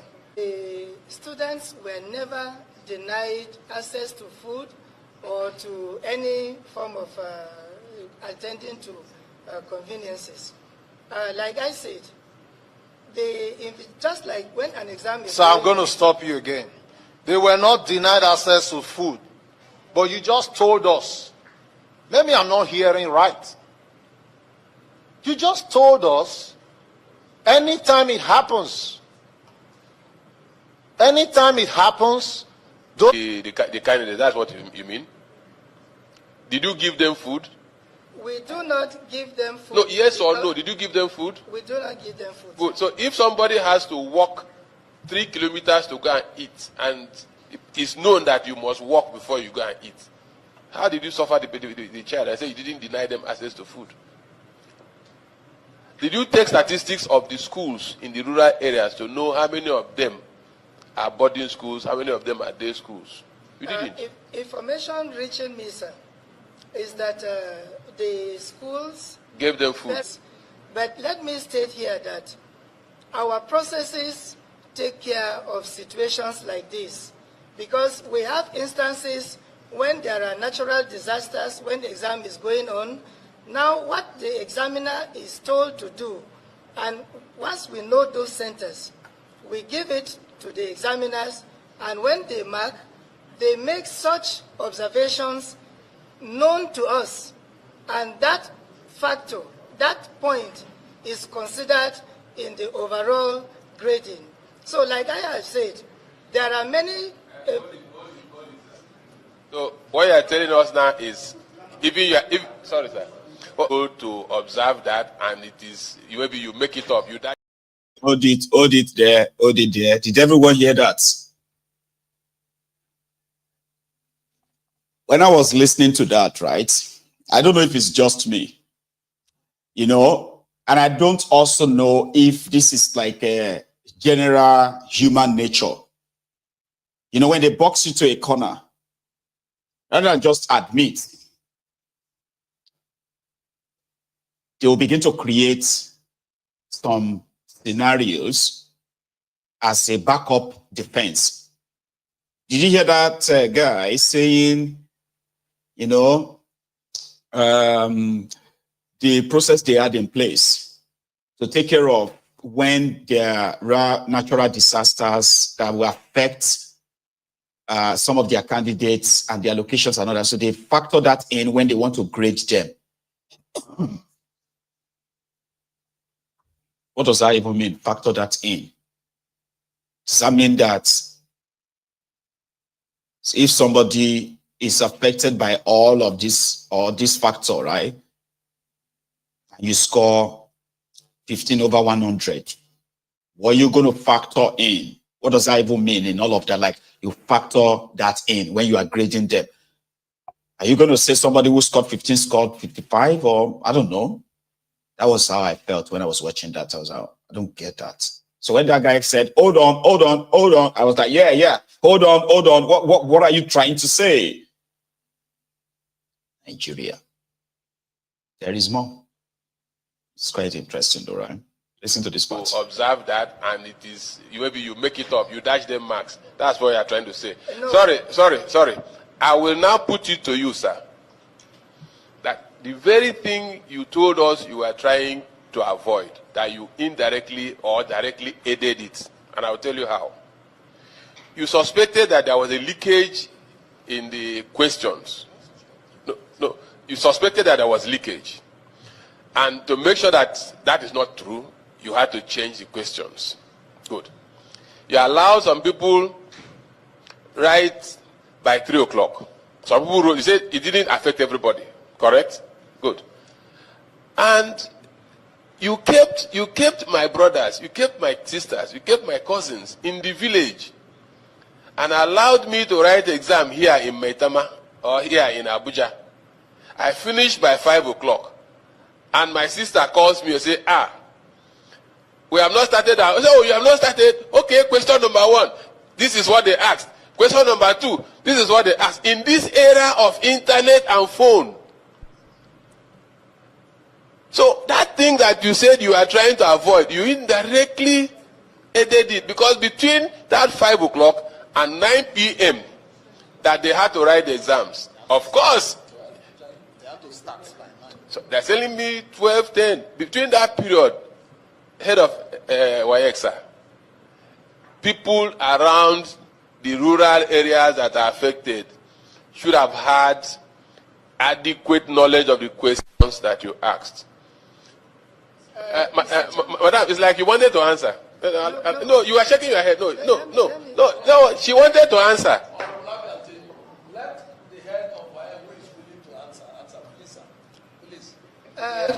It is renewed biannually, and such infractions and actions and inactions are clearly spelled there, and the way to proceed with such infractions when they arise. Now, concerning the procedure, we have a well-articulated procedure in dealing with compromise if they arise. That document, for the sake and the purpose of allowing us to keep our procedures so that people will not abuse it, we have a document that is detailed and robust. If it is the pleasure of the committee, I can discuss that with the chairman, because we do not want that procedure to go public. Chairman, the registrar is saying to this committee. Okay, go ahead. Nationally, it was a credible exam. Oh, nationally. Yes. In Jalingo, in Rivers, in Benin. So everyone written under that condition was a credible exam. You see, that's why I said national. There are pockets of places that had challenges. Okay, those pockets of places, were those exams credible? Yes or no? Substandard.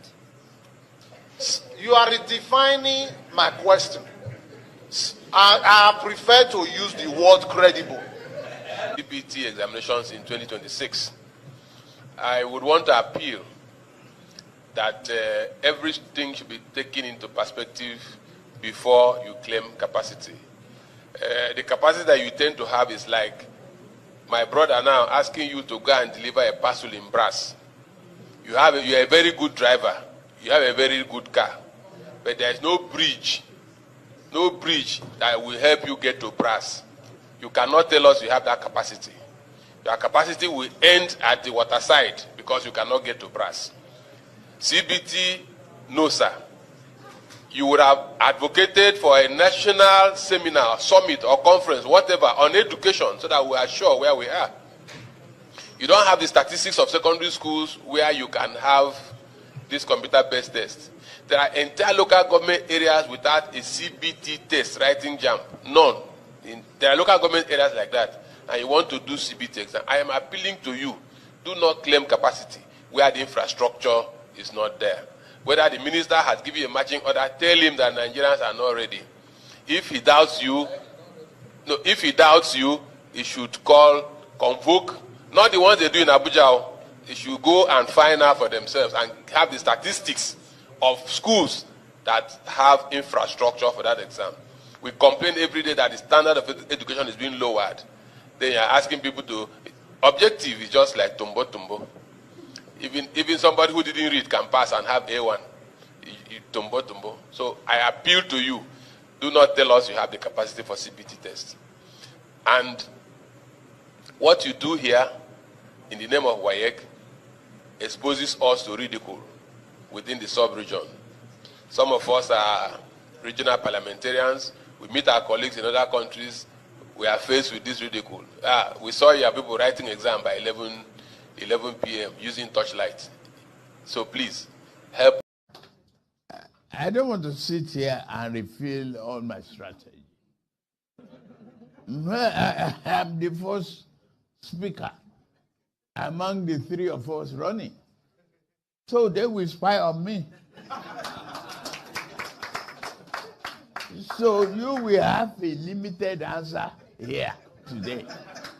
Another day you can bring me back. But that's part of what I do. That's exactly what that guy was supposed to tell the chairman of that committee. I cannot reveal all my strategy here today. Another day you can bring me back. Talking about incompetence. Somebody got it right in the comments. Somebody said it reeks of incompetence. And you know something, incompetence that would affect lives, that should be criminal. If your incompetence is going to affect you, I think Alare in a journal, Nigebu says Article Parare in a journal. Person where Yamutu himself is a no case. Do you understand? Because it could just be like a story of, I just saw a man that killed himself and ran away. Say, what? Yeah. Can you believe that? A man came here and he killed himself and then he ran away. Bro, come on, man. Like now Colorado have been about wait till you smoke, that kind of feeling there, but that's not the one, that's not the same. But once your action affects other people and their lives, that should be criminal. In my own opinion, it should be. Nigeria is a place whereby the reward for criminality that you call incompetence is to be rewarded with a promotion. You get what I mean now? Rewarded with a promotion. This happened at the FMC Abuja, Federal Medical Center, Abuja. An accidental victim who was rushed to the hospital. She couldn't be admitted because they didn't have gloves.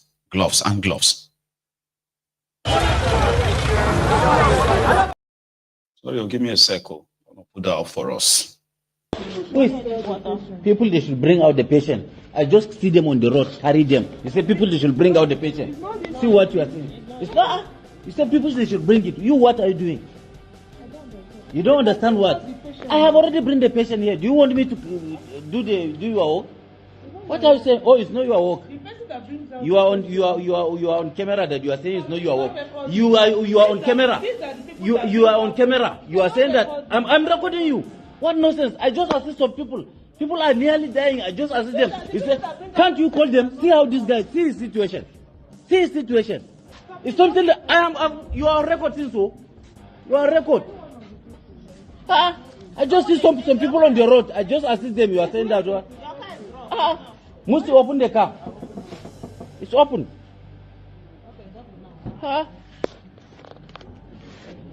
Where is what's his name? Elijah. Him die inside the car. No, my sister, I've already did my best for me to see some people there and bring them to hospital. She's saying she's not my distance, it's not her duty, it's not. If it is your relative, can you leave him the way he is? If it is your relative, the person, there's no hand glove. Okay, there's no hand glove. Minister of FCT, Minister of City will see this video. You said there's no hand glove. You see this video viral. You said there's no hand glove in the hospital. No problem. No. I just see those people. They had an accident. I just carried them to hospital. You said there's no hand glove. This is what you said, ba? No problem. Leave him. Let him die there. I am on the video because there's no way. Yes. See the patient. See his situation. Which kind of country? See him. This guy is nearly dying. People should bring him out now. People should bring him out. What is your work? Let me. Federal Medical Center. No offense.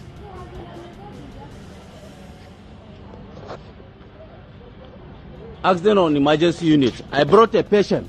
All of them are relaxing. Nobody will come and pick the patient. Yes, the guy is nearly dying because they say a leisure. Oh, there's nothing like help and carry. I'm here for more than 15 minutes. She can't walk. That's why I'm doing the videos. You don't have manpower. You don't have staff. So let the minister see that at Federal Medical Center there's no staff. Yes. Okay.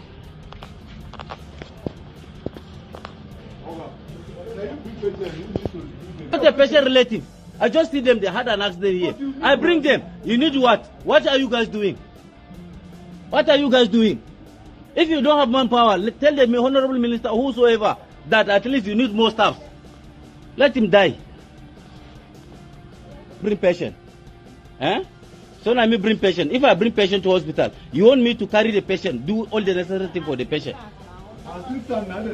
Okay, no problem. You don't have assistant, no problem. You don't have assistance. Stand up, come inside.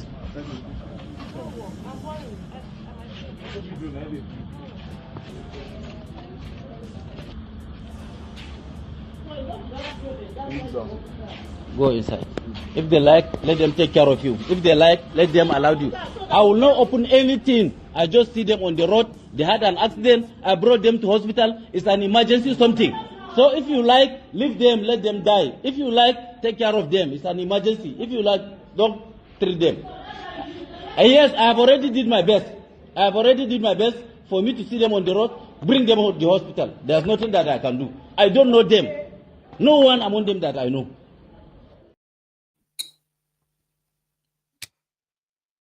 Nigeria not happen to you. Do you understand? And guess what? A lot of people can relate with that video. You get what I mean? Like people can relate. They will tell you experiences, what people have experienced. The guy is even brave. And I love that. That immediately he took the patient to the hospital, he made video.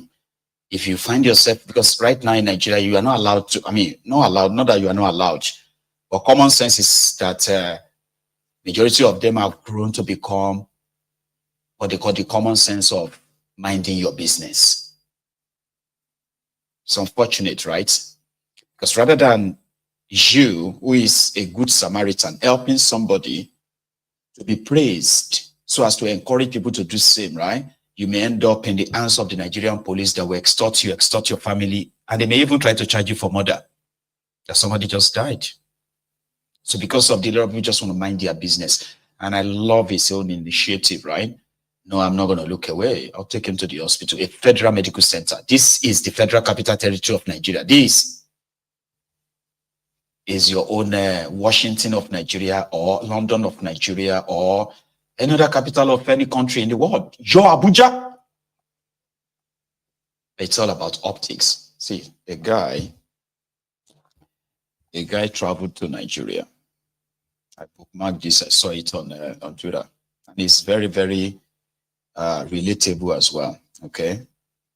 So a young man who went to Nigeria, and he went to Yoruba land, by the way. He said he was, shuttling between Lagos to Shagamu, Abeokuta, Ibadan, then Shagamu, Lagos, Ibadan, Oshogbo, Erin-Osun, Ibadan, Shagamu, Lagos. This is pretty much like just Lagos-Ibadan Expressway, enter Ogun State, enter Osun. You know what I mean? Like, he probably believed some of, the hired data boys of these criminal politicians in Nigeria. So when he got to Nigeria, he's not been to Nigeria for a while. His own observation. Very honest and sincere, because that's exactly the way I saw Nigeria the last time I came there. Nigeria, okay, not Nigeria. The way I saw from Lagos to Ibadan to Ogun State, it was like they just came out of a war zone, like they just finished war. People are just coming back to try to rebuild their lives. That's exactly what Lagos, Ogun, Oyo, all these places look to me. But if you have lived within Nigeria for too long enough, it could just be like, say, that person is just hating. I love how this guy documented his own, okay? Listen, he said, I just returned from a 1-week trip to Nigeria, traveling by road, doing Lagos, Shagamu, Abeokuta, Ibadan, Shagamu, and all those places, right? And he said, what I saw on this trip isn't just a country struggling. It is a nation trapped in cycles of extreme political psychophancy, deep and the intentional dysfunction, and collective delusion. The future of Nigeria is bleaker, nothingness and despair. A country where praise matters more than progress. You travel from Lagos to Ogun, to Osun, and Oyo, from Abeokuta to Shagamu, to Ikeja, Apapa, Ibadan, and Oshogbo. What eats you is the same theme: neglect disguised as governance. Roads are falling apart. Public spaces are run down. Infrastructure is either abandoned mid-project or done so poorly it becomes unusable. Basic things like waste management and drainage are still a fantasy in many places. Have you seen the state of Agege Motor Road? In the middle of all the decay, there are giant billboards standing tall with glossy pictures of governors and political figures, praising them as the best things that has ever happened to their respective states. Wild. Praise is mass produced in Nigeria. Progress is missing in action. The circumferency and needless praise singing isn't even accidental. It is systemic. An entire industry and livelihoods have been built on worshiping politicians. Influencers, civil servants, and media houses are paid to praise, not to question. In Oyo, Ogun, and Osun states, there are more billboards of Sheyi, Dapo, and Michael Jackson than they have streetlights. Paint a few houses, start a road you will never finish, hold a rally, and boom, you are performing governor. In Lagos, the BRT bus system has fallen apart due to poor maintenance. The few buses on the road are rickety. What's wrong with everybody? Equipped. Oh, let's not even talk about the POS business. Maybe it was once a clever idea to solve a gap in the banking system, but what you now have is a permanent crutch.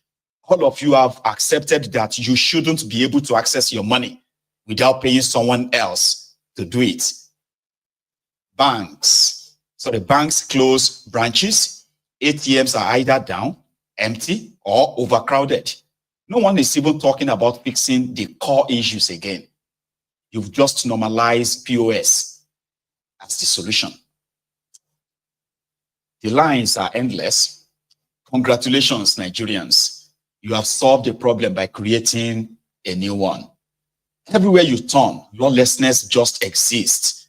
It's not even in the dramatic sense. It's not even in the dramatic sense, but in the quiet, everyday kind that slowly kills the nation. No traffic rules. You all drive like crazy people or like you have an appointment with death. No control whatsoever. Just stupid vibes.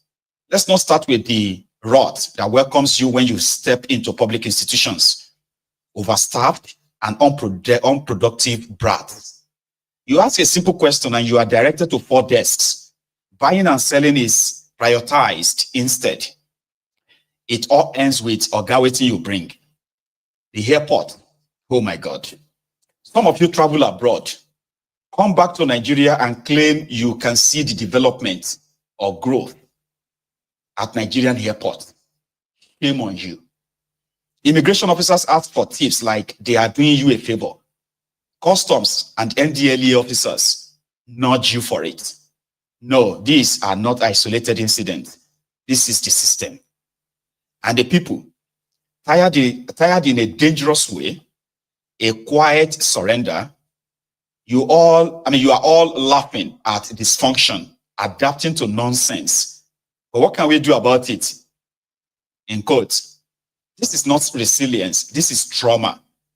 Development isn't just about roads and bridges. They can't even do that well, right? So it is about systems that work, but Nigerian politicians are profiting from the disorder. That is why there are no consequences for failure. We have normalized too much that shouldn't be acceptable.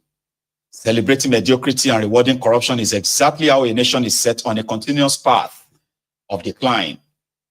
Nigeria is spiraling, and there seems to be no end in sight. Potential without honesty is a lie. Our collective tolerance for failure needs to die. You are not going to build a successful nation on billboards, shortcuts, and selective outrage. A change of faces without a total system reset will not even fix the country as it stands. The people have stopped believing in better. They just want to maintain what is offered them. Nothing, like even good. Right? One of them made a video recently. In fact, today, how thiefnubu and his regime has changed his life. Inside life, there is another life. Inside Shege, there is another Shege. And you see what they are offering you, right? There is always more. But you can always laugh at that, like laugh it off like it's nothing. You get what I mean? Yeah? A young man made this. Congratulations, guys. It's been 2 years of renewed hope, and I want to share the personal update of my life under renewed hope in the last 2 years, of course. So number one, I moved from Ikoyi to Bariga. Guess what? I don't miss Ikoyi at all. I was not really in Ikoyi. I was at Dolphin Estate. And Dolphin Estate is basically Obalende. What is the difference between Obalende and Bariga? Where I am in Bariga, water is to enter. Where I was in Dolphin Estate, water is to enter. So I don't really miss anything like that. Where I am in Bariga now, I don't pay service charge. I can afford food. So it's just easier life for me. And I'm just really grateful for wisdom to cut down my expenses. And if it's not fake life, why should a young boy like me be living in Ikoyi? I'm better now. Number two, I stopped cheating. This is basically because I love my wife so much. I'm so in love with my wife. Look at all these girls, they're all ugly to me. Because it has nothing to do about hotel prices or girls asking for 1 million or paying one girl Uber. Paying one girl Uber from Shogotedo to Bariga because I want to do 1 minute. No, it's never about that. It's just that love supersedes all. There's a level you reach as a man, you'll be tired of multiple girls. Just focus on your wife. Number three reasons, I sold my car. This is one of the best that have happened to me in this life because look at this. Number one, we don't have enough fuel to go around. So me removing my car from the equation, more fuel, God, I'm so patriotic. More fuel can go around for people, number one. Number two, I get to meet amazing people every day in public transport. Do you know what this is? Your network is your network. So I get to meet so many amazing people every single day, multiple times a day. And I'm just so glad for the opportunity. I never knew what I was missing out on. Number three, guys, why should somebody, a young boy like me, be driving Venza? Why? If it's not fake life, I'm living in Korea. Why should I do that? That's nothing to do with the fact that I did a show and I made a loss and I had to sell my car. It has nothing to do with that at all. You get it? Was just foolishness. I'm just so grateful that my eyes are open now. And another reason is, you guys should just book me for the event, please. I beg. See, I'm already frustrated. Please, Tinubu, please, I beg. We are a poor nation. The ban code will follow.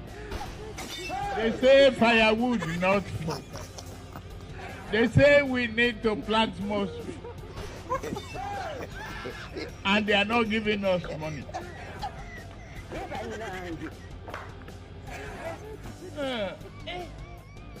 We need to open our eyes, shine it, and tell the West.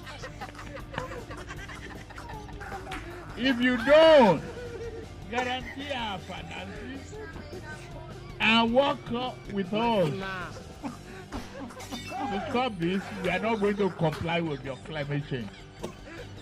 Do it. Do it. Because you see, that young man is a comedian, is, like sarcastically telling you that maybe there is something good about thiefnubunomic, as many are now becoming poorer, and those what do you call it? Those who used to support people, they themselves are now seeking support. You get what I mean? So a friend called me. Not that he called me per se, I called him. So he was now telling me that, I rarely ask you for anything. I said, what happened? I understand. So Nigeria is very tough right now. Like, it's not easy. I said, I know. I talk about it all the time. And I usually call those of you who are still there, the most valuable, people, personality, because what you are going through, some of us who have left Nigeria, we can't survive it. I mean, you don't understand. We can't. So these people who sit abroad and sometimes judges you, right? Forgive them. They can't survive what you are going through. So this was me trying to be a motivational speaker for my friend that whatever it is, right? When the going gets tough, the tough gets going. You know what I mean? So you keep faith and all of that. He was like, Baba, I know we continue going. So why? You're a very strong man. You survived Bokuwari. Inshallah, you will survive thiefnubu too. Say, Baba, could likely. I said, why? Say, you see, all this time that I don't really bother you, right? There was this other person that God has been using to, whenever I run into trouble, I just get to, once I text him like this, the next thing that is going to follow is an alert. It's like it's a mind reader. But in the last few months, I've noticed some changes. I said, what happened to him? Did he die? No, he's alive. So then what happened? They said, I texted him, right? And he texted me back. And he never used to text back. I would just see alerts. I was surprised, right? So I flashed him. He flashed back. That's when I know that truly we are in trouble. I said, oh, really? It has affected you. It's normally, majority of you have somebody who is subsidizing you. So you can open your mouth whenever they are talking about the consequences or the effect of what these guys are doing. You can open your mouth and say, it's not that bad. Somebody is still somewhere that is still funding your this. So he said, Baba, problem to wow, I flashed my helper flashed me back. I even called him, and once he picked and I heard his voice, hello, I caught it so that he will call me back. He did the same thing to me. He called me and I was happy. Then I picked the call. I said, hello, Cham. He caught it. And he didn't say anything. I said, well, sometimes, action speaks louder than words. They don't have to tell you, right? But to see some of other people who are, some of those they kind of like pay to tell you that it is not that bad. I don't know how you see them. I don't know what you feel when you look at them when they say all these things, right? I offer you another burnt offering from the camp of Atiku, one of those who pretended to be opposition, and they had opinions, a lot of opinion on you, the obedient. I'm talking about this Adagbajera Ufu from Abeokuta, right? In life, he gone funny, but I'll keep that. This guy, he just came out finally, nobody go beat you.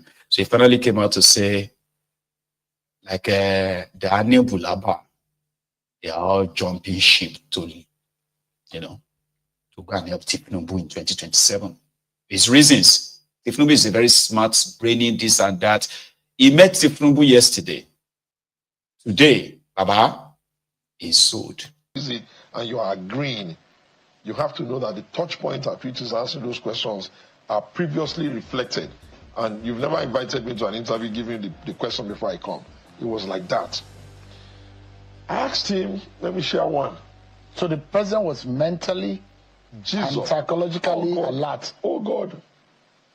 His brainwave, because I've known him for a while and I know how he thinks. His brainwave. Oh, Sheung, I don't do psychophancy. I don't even know how to be, I don't know how to do it. You opened up by saying whether I wanted to be on an appointment. The only time I was ever on an appointment in government was the government of Otumba Gadane. When I was in government, to his credit, I was like a pain in the ass. You know why? I can't stand when people get up one after the other, one meeting, just build psychophancy instead of cutting to the cheese. I used to do that a lot. If I have a soft spot for Dana, it's because he had the ability to take it on. The hotter, the better. I don't have the bone. But just a moment. With your meeting with the president now, is there likelihood that you can work with him? There has never, listen, God, there has never been a doubt that I can work with him. There's never been a doubt. Even as a PDP member, if they had invited you, they had given you an appointment, you would have taken it. I don't do that type of nonsense. If I am going to work with the president, I'm going to leave the PDP. Because I'm wondering, completely. Just a moment, because I'm going to work with the president, I won't dump the PDP. So the question is, I'm here for 27. You have sat in this same chair and you've criticized, you think that this government is rudderless. Yes. Yeah, that's the point. You held that view. You also said that there's been a lot of ethnic concentration, lopsidedness. Yes, of course. I feel so. Yeah. At that time. And you think that the way and manner this country is going under the Bola Tinubu government, although you said that you know him very well, but you don't think that the man is leading us anywhere.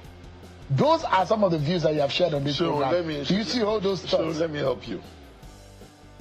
when they You visiting the president, does it sound like ask your question so I can answer? No, I'm asking you. Yeah, okay. I mean, you are anticipating a certain question. No, but I'm building up to that question. Okay, so the question is, does it sound to you, did you get a permission, like Governor Wike said he did, at the local government to get the appointment? Did you get a permission before meeting? Can you meeting the president? Can you just relax? I'm relaxed. Okay, thank you. You know, I feel that you should have the right of first to hear the story, because you are my man like that. Everybody knows that I've known Ashaju for a long time, even way before he became a governor. He was governor for 8 years. I never visited him. And he ran and luckily put Buhari, in that team 2 times. I never visited him. When his party, the APC, won election in 2015, I knew that some rescue had come for those of us who believe in the pan-Nigeria stable democracy. I was invited, but I felt at that time that, look, let's let the party just survive. And those who brought it in at first, let them settle the party and grow it organically. I don't like to go to people when I have not invested some energy into their play. Now, I have been in PDP longer than most, and I'm sure that if we were to go into the archives and we were to bring all the rushes of interviews of people that have done for PDP, nobody bar none since 1999. Now, what happened? I had gone home for Salah, and one of our leaders, whom I will not mention, a deputy governor, had called me, and I thought he wanted to just, say hello to me. And lo and behold, he said, hold on. And, how are you? This. You have to come and see me. Now, let's just start from the fact that who the hell is the person I'm going to take permission for? I'm highly disappointed of Nigerian government because the Nigerian government were highly disappointed in them due to foreseen circumstances. Definitely, I'm one of those people are proving people should die in coronavirus is more better than people should die in hungers. Hunger kills more than coronavirus because some people are less privileged.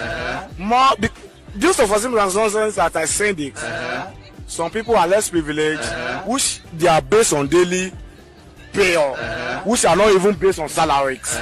But our government thinks that the lockdown is the best solution to coronavirus, and proving it to an extent and to the levels of alacrity that if someone die in coronavirus, it's more efficient to die in hunger, because some people will be at indoor. There's no a way to make our own life. Thank you so much, Prof.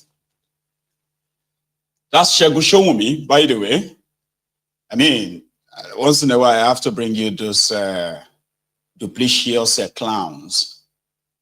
Because some of you, because me, I don't see, some of you can easily be swayed. The moment one non-entity, right, appears on your TV and it starts saying things you like, suddenly, I like this man, Sha. Because I've seen a lot of you who are so disappointed, right? And then I've seen some of you, especially you, the obedient, right, who have called him out. That was a guy who said he's angry and he started abusing Peter Obi simply because some people trolled him. Peter Obi supporters trolled him on social media. It is actually crazy, by the way. I don't know how many of you have noticed that. Yeah? Everyone wants, every group tend to, I'm going to say be afraid, okay? Because I want to say, they tend to kind of fear the obedient somehow. And in that fear, some of them express it through, so they express it by open hatred. That's, you know what I mean? So I've seen some of them that are like these obedient people.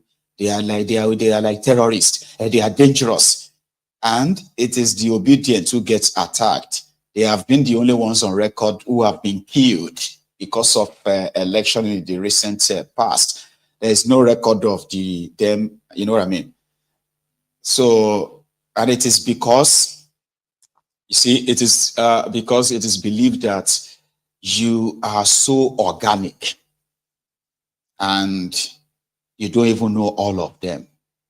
You know, it makes it like when you say something, it is when you say something about Obi and they will come for you like that. But everyone wants Obi to talk to his supporters. But I've never seen anybody tell or anybody say to thiefnubu to speak to the Ronukus that are calling everybody Omoale. And everybody who is not in support of thiefnubu is not an elder. Only thiefnubu and anybody who supports thiefnubu is an elder. Kind of. I've never seen anybody get upset and say, I am angry at thiefnubu because of his supporters. I don't know. Have you seen any? But it's so common. It is so common. Everyone will say, I'm no longer obedient. I don't want to, I'm not supporting Obi again. Obi is this. I say, why? They will say it's because of his supporters. His supporters are, it's because of, I mean, this Obi, I must make sure that this, I'm like, I don't get it. People don't say that about a Atiku supporter. They don't, because, and all of them are toxic. You know? People don't say that about, okay, I think they say that about Showore supporters too. But it's the obedient who say that about Showore supporters. They'll say, this is why Showore will never score so and so, because of his supporters. Well, then Showore himself is pretty much like a so direct. You know, I'm a very, very curious person, okay? And when you listen to me just talk like this, talk about almost everything, it's because my brain is always there, processing so many things that I'm so curious to understand why are they like that? Why is it like this? You know, like, not that I really bother myself to get all the answers, but I do get answers, or I kind of like to get close to answers of all those curiosity. You know what I mean? So the obedient are believed to be the reason. They said the reason why Peter Obi would not do what he did the last time was because the obedient are like that. So this guy, right, said something about Obi and the obedient enter him. And they started saying, oh, Benny, stop pretending. Mr. Shege, carry your corn come out from your pocket. We no go beat you. Okay? Just go and join thiefnubu. So he just did. And guess what? No one is beating him.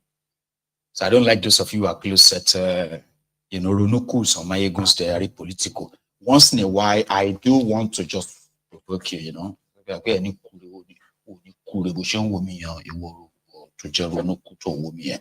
Understand? So my father follow you down into my 40 because only like to share, you know, consequences of all this evil too, wherever you are.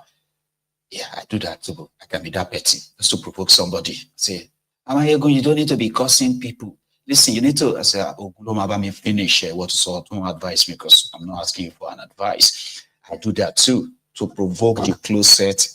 Well, online, they will just say, Baba, you don't need to pretend. Come on your corn, come on your agbado from your pockets. Nobody will beat you.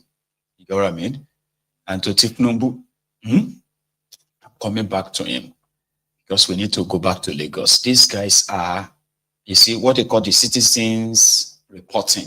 It's so good if people can do it. Do you know that despite this evidence, the expose on the lives they sold to people about 30 kilometers completed coastal road, the lies. Do you know since that expose, there's yet to be any media house in Nigeria right now sending their own people there to go and do the proper coverage and report back to the people. Not a single one. It's been days now. They are reacting to it online. No? Imagine. People waiting in Nigeria, paying people for being media to bring news to people. And they've heard about this and they've not sent any of their crew or anything to that, what do you call it, coastal road and say, oh, wow, this is bad.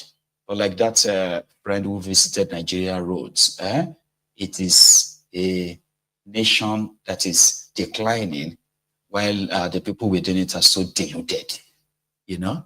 Because even if you show them everything, if you show thiefnubu and gang robbing the central bank, people will hear it and say, ha, Nigeria is finished. They won't react.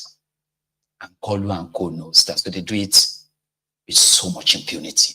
Impunity, please. Segun Olaoye. Let me call you in the voice of Scott Igumu. Please hold your neck from the local side of this coastal highway while I hold your neck from the VI side of the coastal highway. Man, okay, I decided to go back. Today is 8th of June. I decided to go back and take the video from 9th, because this is actually the 9th scene, and I want to put up this video immediately. Some people keep saying, why are you using voiceover? You will never hear me if I'm on the bike and I'm speaking on the bike. You can't hear me. No one will hear. The noise from the bike will not allow you to hear me. So the most important thing is for you to watch the video while I analyze. And the funny thing again is that these people have blocked this road. You go to Ahmadu Bello Way and check the Ahmadu Bello Way, see that it is blocked. After those videos were surging in from Segun and they decided to block the place. You can never see. In fact, these ones you are seeing here now are people around the Ekate side. Now, watch this video and see what is going on happening today. In fact, it's wonderful. I went this night. You come and see American Wonder. These street lights are going to start fizzling out, like I said the last time. And looking at the left side of the video, that you will see that it's just one lane. It's just one lane from after Ekate. Ekate is this is just what you can see that the street light is going off itself. Look at this other side, it's dust, there's whatever. It's not done. The only thing, I don't know what those street lights are over there, who they are pointing light for. I don't understand, because I can only see Agbo the boys by the corner there, because you can see my bike guy is even pointing there. And it's only bike that can fly this way, no car. No, even if they open the road, cars cannot get up to any. Okay, don't happen. Music don't change. Music don't change. Just the one you background music they change. Now it go change again. Now you watch, you go soon change. Forget this one now, Brakatabra. You guys will see the movie these guys act. From VI to Chevron is 13.9 kilometers. And this thing is just new road for goodness sake. We don't enter, the music don't change. I wish I have those Nigerian home movies. I'll just put it here now so that I can enjoy this video. Music don't change. Now waiting at the scene and at the sea. So I never even reach what do they call a new road, I won't get to Chevron. You will see that this road is not done. Renault said he rode on, let's even assume Renault rode on 20 kilometers. From VI to Chevron is 13.9 kilometers. Go and verify. Put it on your whatever and verify it with your Google map. Look at, I've not gotten to New Road. And it's a good thing I went at night, so you can see the movie these guys are acting. These guys are deliberately messing this country up every day. We have to keep these guys on their toes. We have to get prepared for 2027. You understand? This is terrible. Okay, just look at. I'm getting closer to New Road now. I told you, no car can drive here. The only thing you can use to ply this road is a bike. Look at the floor. Look at the floors. Just look at. You will still see the floor. You can check how many minutes. Look at. Those are their whatever. Their trucks. Look at the floor. You can see the floor now.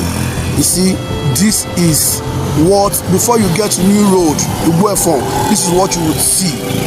This road that these guys and those Twitter almajiris are there making noise, talking noise. People who are eating money. They gave you 10,000 to be tweeting rubbish. Look at. This thing is not even up to 13 kilometers. So Renault, where did you drive? The people within this environment are struggling because you have blocked their road, so they are managing to pass this other road, but it's not even visible. The road is not even accessible for them. So Segun Olaoye, hold their neck. We don't even need to hold their neck anymore. This is enough. Nigerians have seen it. Whoever can prove us wrong should go and use the road. Help me, help me, help me! Help me! Help me, help me, help me, help me! If they carry me, they go, we are not know. Help me, Coastal Road, coastal lies.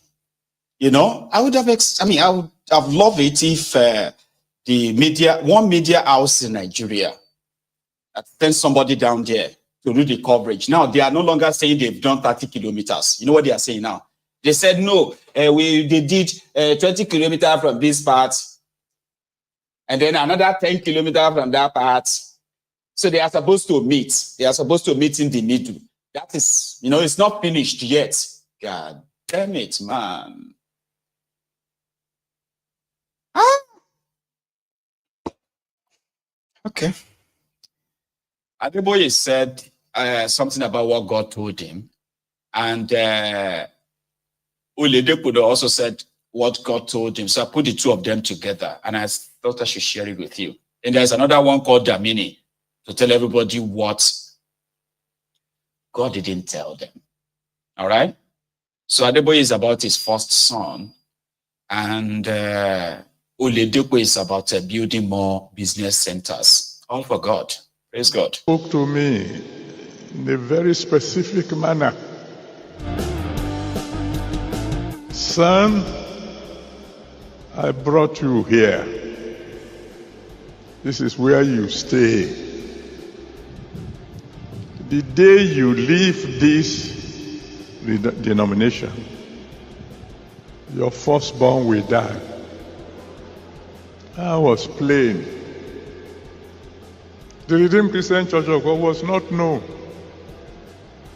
Our headquarters was one board-off building at Ebute Meta.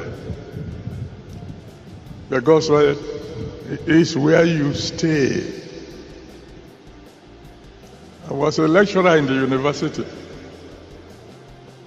My father in the Lord didn't go to secondary school. He didn't even go to primary.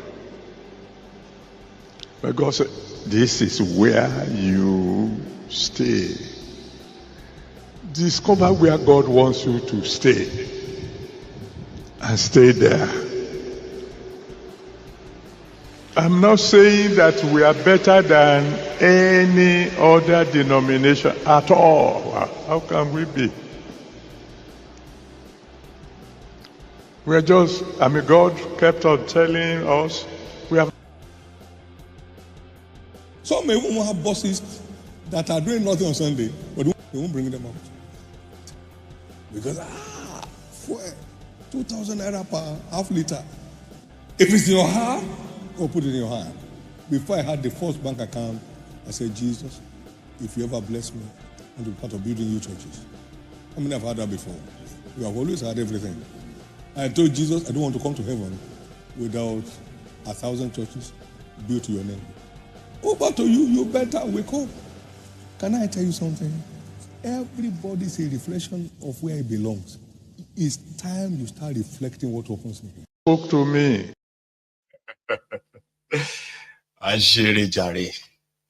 Everybody is doing his own business. It's none of my business, though. But it's just because it's also our business, too. The shippies that goes to these guys, they are the same shippies that we are in the same place with, who are there to enable the rogues that keeps all of us in bondage. Because they have been told not to challenge them, because their leaders were made to, their leaders were made by God. God, Daddy, I will build you churches if you give me money to open first bank accounts. Yesterday was another one that said he paid a certain percentage of tithe and offering. I was like, it's all business, man. I didn't say that. Damini said it. No offering goes to heaven. No offering goes to heaven. Every time we gather offerings in this church, it is men that spend it. No offering goes to heaven.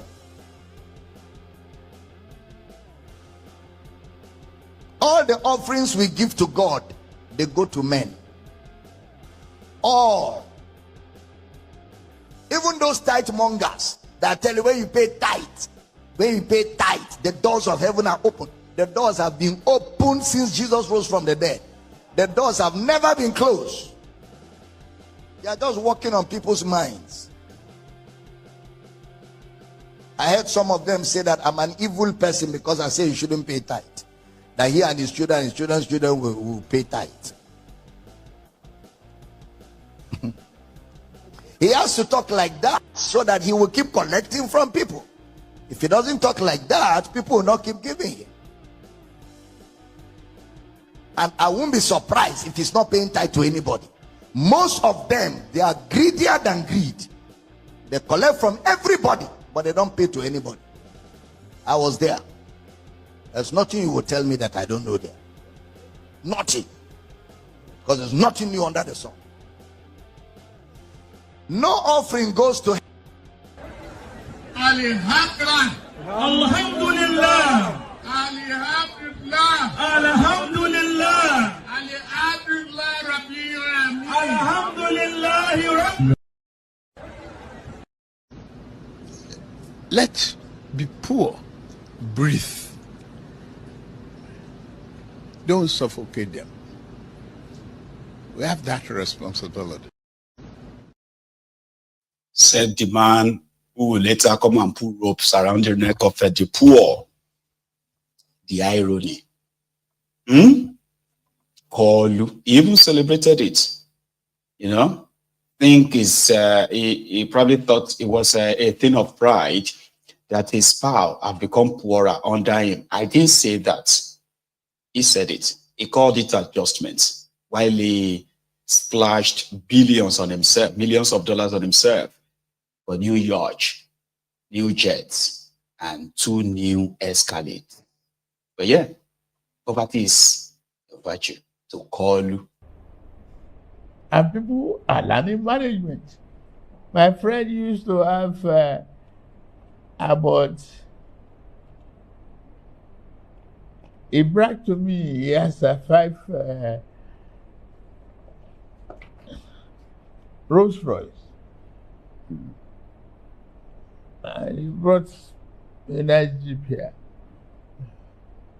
The other day, I saw him in his Honda Accord. Oh, he said, why? He said, that's where you put me. I said, I didn't put you there. You get that? It's a thing of pride. My friend who used to drive Rolls Royce, I saw him the other day in his Honda. I said, well, I said, this is where you put me. You put me there. They clapped for him. You remember that media chat call? Anyway, 3 days ago, something happened in Nepal. Okay? Some miscreants pulled themselves together and imposed a levy on the traders in Nepal, a market in Nepal. And they said it was a levy, a festival levy, meaning every trader must contribute 1,500 naira. There was a woman, Mrs. Blessing Eze, a trader, that possibly, because she's not here to tell us our side of the story, but from the eyewitness, they said she was asked by these touts in Nepal to pay the 1,500 naira, and they want to forcefully take her wares, and she resisted, and the next thing she was stabbed. She died on her way to the hospital, which also triggered the protest. Traders protested and demanded that the culprit should be arrested. A very sad one, right? I was supposed to tell you yesterday. So it was 3 days ago. It's rather late. I mean, it's better late than never. I'll show you. Here. The update. So yes and yes, everywhere is calm. No relevant authorities here to address us. That's the most painful aspect of these things. How can a woman, a mother of how many kids, be murdered in the cold of blood, and nobody is saying anything about it? Our people are just marching freely in the market to protest, to draw the attention of the federal government, of the state government. So that's where it's happening. It's not you saw it in Facebook. It's not you saw it on TikTok. We are live to tell you what is happening. So everybody is bitterly complaining. Everybody is bitterly complaining. Shocks are the last. You cannot sell our house. You imagine that is one of the traders complaining. They will ask you for money.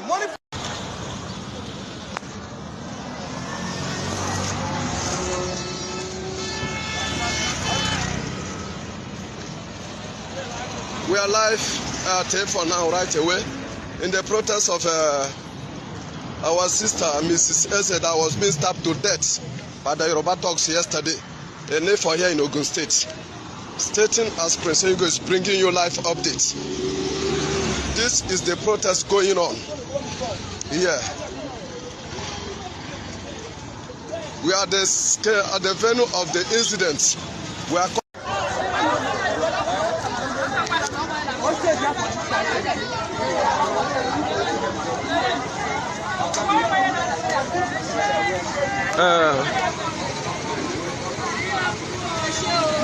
these are just the protests going on in the market presently. I am live here to bring you an update. Live event is not about TikTok, not about Facebook. The reason for this update is to tell you that we are everywhere, covering any event taking place against our people. Our people have been intimidated, they have been harassed, they have been killed.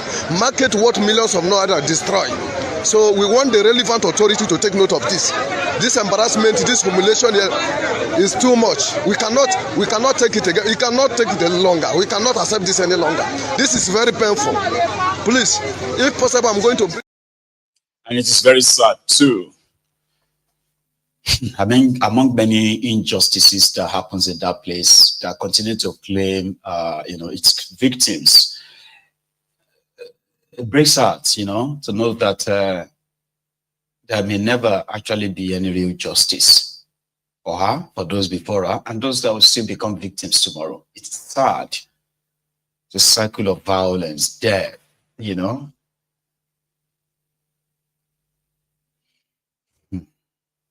Okay. Now let's leave that, okay? And a little bit take some responsibility too, right? See, on Mayegun's Diary Political, we always have that opportunity of sharing, sharing the supposed responsibility equally. As you are holding your criminal leaders, who happen to be the true reflections of many of you, right? We should also possibly reflect on yourselves. Typical Nigerians. These guys barely want to build anything for you. Infrastructural deficits, poor infrastructure and all of that, the bane of your own development, so to say. But where they manage to put anything together, you still have those, right, who profit from criminality, vandalizing them, putting the lives of millions of others in danger. These are supposed to be the victims of bad leadership, but they are actual instruments that makes bad leadership bad leadership. What do you call this? When people start stealing both and not on train track, is that not a recipe for disaster? Please, rescue team. The railway track, all the boats has been loose. As I'm talking to you right now, this is June 7 on Saturday. All the boats in railway, they have lost all the old boats. I'm talking to you right now. The railway track did not have any boat that is holding him right now. Only the track. All the track don't lose like so. All the boat, they don't lose all the old boat, all the boat from Onugono to Uzewu, close to Uzewu flyover. After Ekovi land now they like this, so they don't lose all the old boats. They don't thief everything. The track not get with you like this. So they could not call people because I beg. I bet you on June 7 Saturday. If I'm talking to you, I did the track like this and the video this thing. They don't lose. Please. Do you understand? Such an unreal place, man. Well, on the other side too, we have those you can call the citizen watch. When the government won't come in to end or stop the influx of all these Fulani terrorists, people would have to do it themselves. And you know one thing about self-help, in the process, nobody is actually safe, but can you blame them?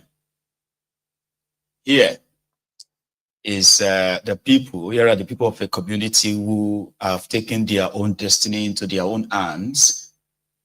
They went after the existential threats that they have as scars to show you what their experience have been. Here is a community chasing out Fulani and his cows. And it was like a community project. See? They are all supposed to be Nigerians, right? Inside Nigeria, there is even another Nigeria. Inside that one, there is even another one. That's why we say there is no one Nigeria. What you have is many Nigerias. They are lying to you that you are one, when you are not. Watch this. Go ahead now. They are going back.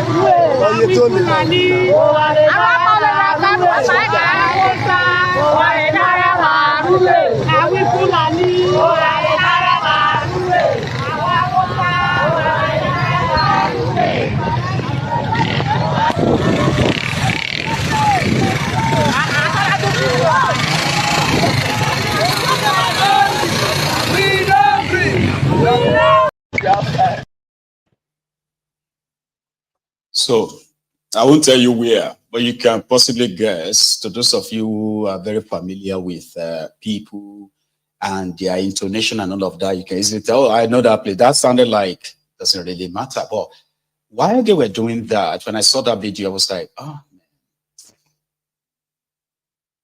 Imagine if to say people have the power, they have the right to actually defend or arm themselves and defend themselves. This whole issue of Fulani terrorism would have disappeared. Don't I not lie you.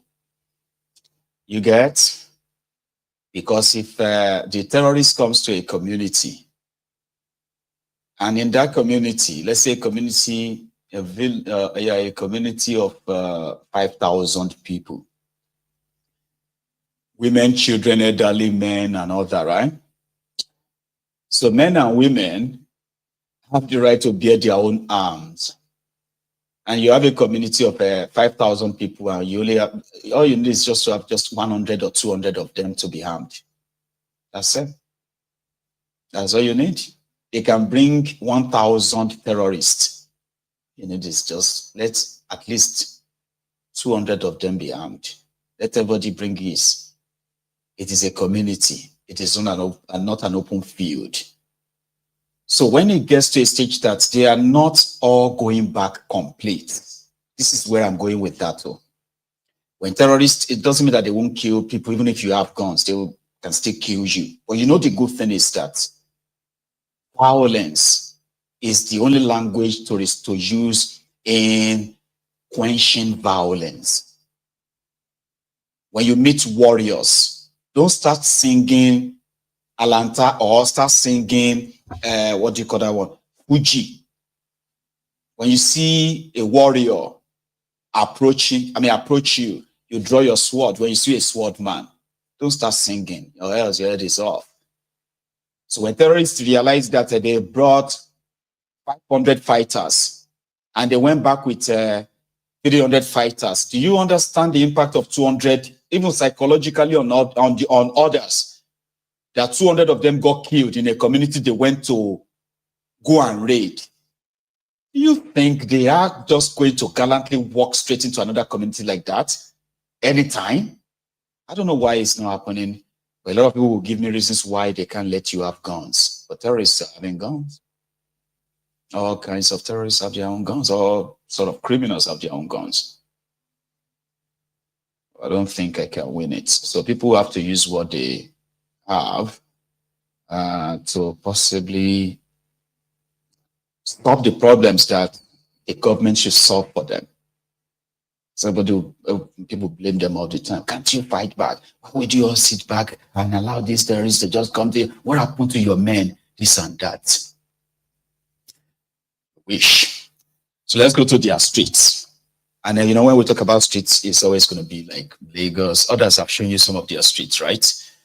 Via what happened in those places, right? Great. Now let's go to Lagos, where Wabi Wuli has been so busy on Lagos Badagry Expressway, especially, Alaba Rago, Ojo Alaba, all those axes, that corridor is called corridor. It's a mess. Yeah. It's them at Ojo Alaba on that same Badagry Expressway. But look around.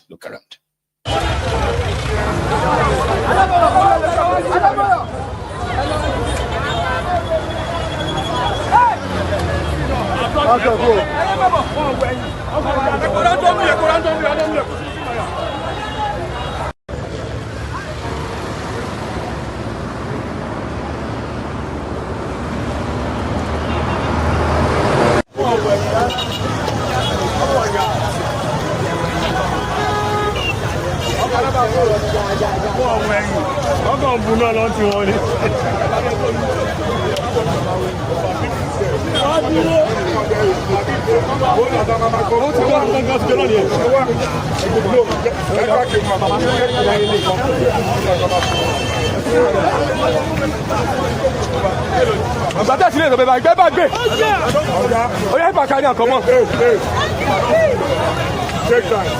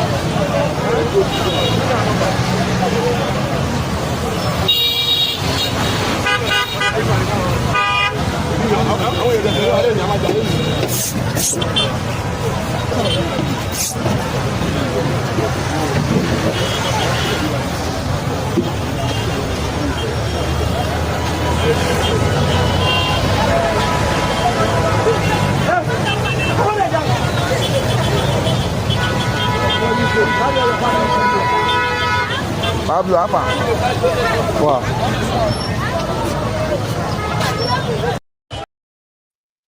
It's chaos, almost chaos everywhere. All right.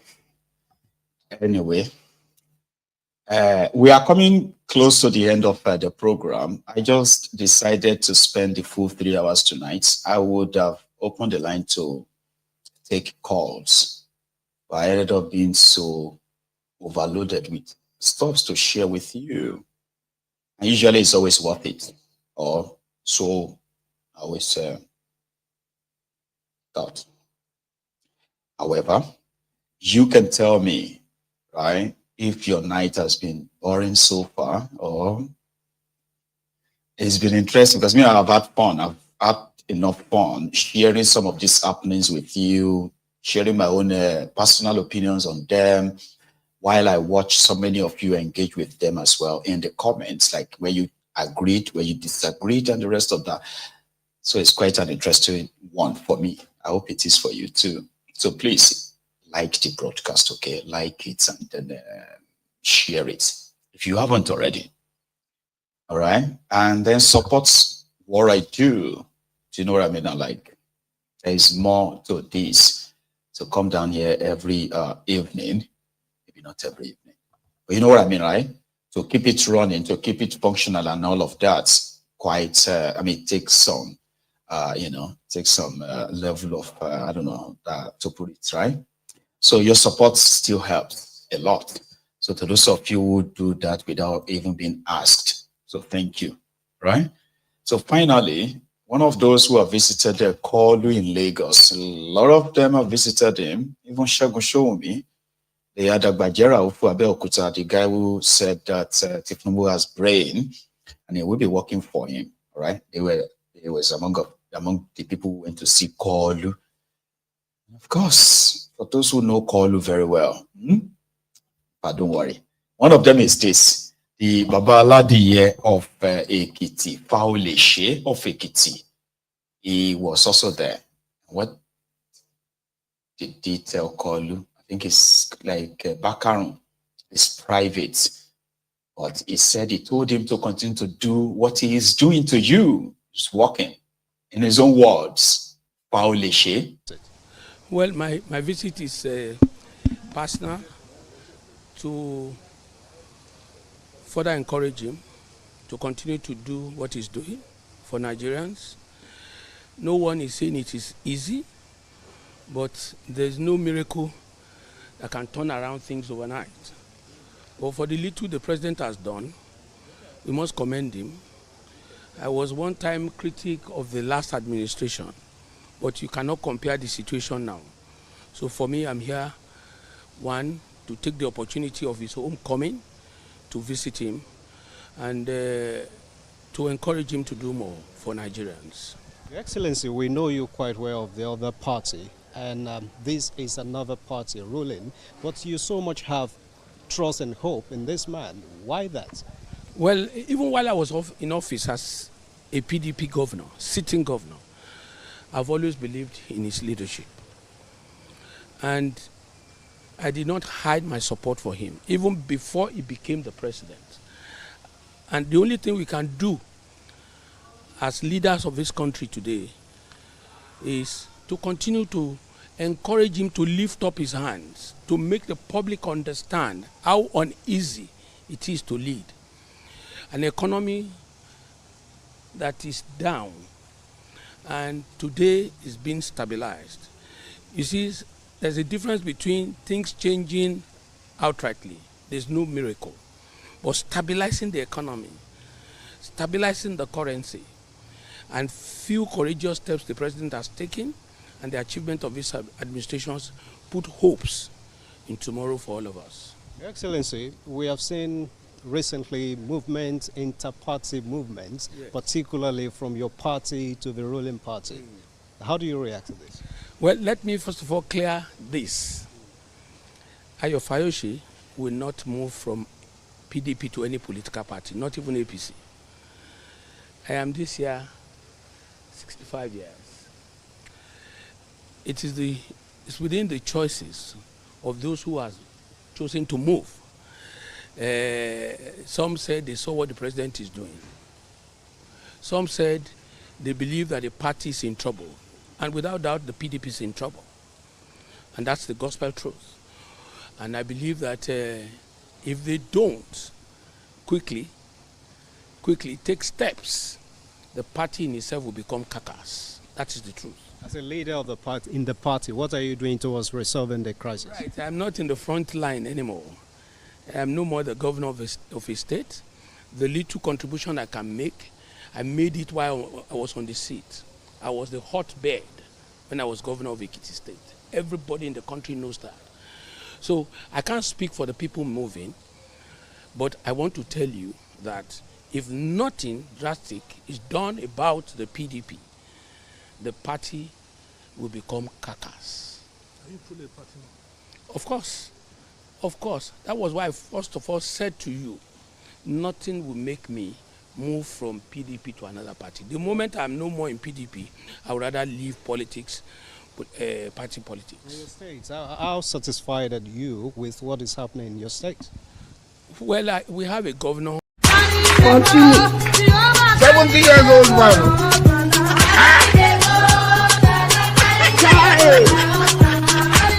He got you. Jesus is Lord.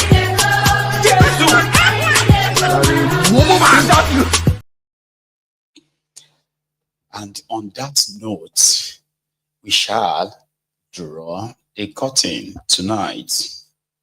So thank you so much again for sharing your evening with me. And if it is afternoon for you or midnight midnight for some, I want to say thank you for that.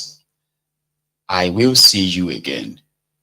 And when I do, it is going to be another interesting time, right?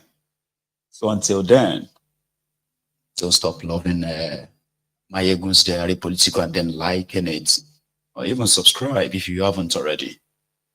So the veterans on Mayegun's Diary Political, to the newcomers and all of you, from me, say good night.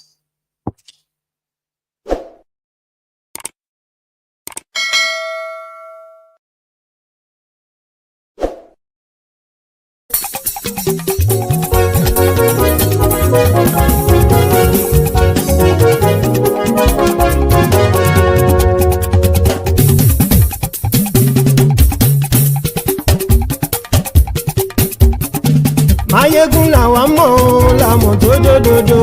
Mayegun Diary Nayibi #1. Mayegun làwa mọ̀ làmọ̀ tó dòdòdò. Mayegun Diary Nayibi #1. Mayegun ti dé o ọ̀rẹ́ ara ìlú. Mayegun Diary Nayibi #1. Lórí Facebook, lórí YouTube. Mayegun Diary Nayibi #1. Gbogbo bó ṣe ń lọ ni Mayegun já wa sí. Mayegun Diary Nayibi #1. Àṣírí ọ̀jẹ̀lú kì í bò níbẹ̀ o. Mayegun Diary Nayibi #1. Bó bá ṣe eré àní Mayegun máa wí. Mayegun Diary Nayibi #1. Ó sì tún ṣe eré wàá gbọ́ níbẹ̀ o. Mayegun Diary Nayibi #1. Mayegun Diary political. Mayegun Diary Nayibi #1. Godfatherism kò sí lọ́rọ̀ Mayegun. Mayegun Diary Nayibi #1. Ẹ farabalẹ̀ sẹ́ o kẹgọ́rọ̀ lẹ́nu o. Mayegun Diary Nayibi #1. Àní Mayegun làwa mọ̀ tó dòdòdò. Mayegun Diary Nayibi #1.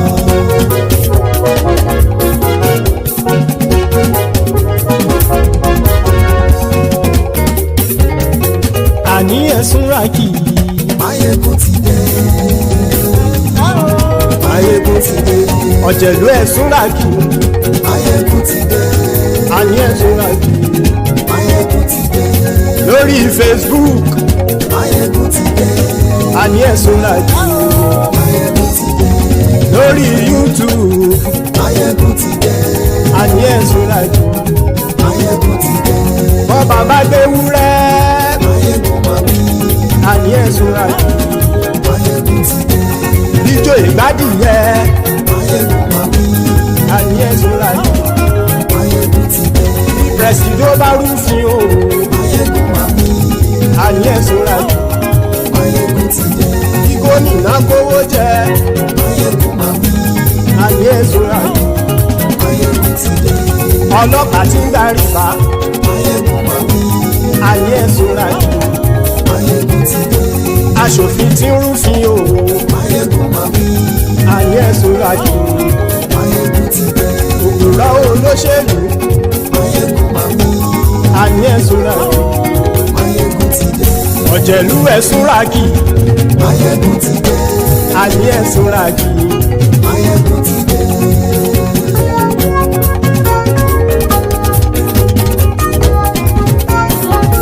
Máyégún ti dé, gbogbo ọ̀jẹ̀lú ẹ̀ súnra kì. Máyégún ti dé, gbogbo ọ̀jẹ̀lú ẹ̀ súnra kì. Ṣùgbọ́n ní bá ti ṣe èyí tó yẹ kí wọ́n ṣe, ọmọ bá dèrò ní fi wọ́n níran o. Máyégún ti dé, gbogbo ọ̀jẹ̀lú ẹ̀ súnra kì. Máyégún ti dé, gbogbo ọ̀jẹ̀lú ẹ̀ súnra kì. Ṣùgbọ́n ní bá ti ṣe èyí tó yẹ kí wọ́n ṣe, ọmọ bá dèrò ní fi wọ́n níran.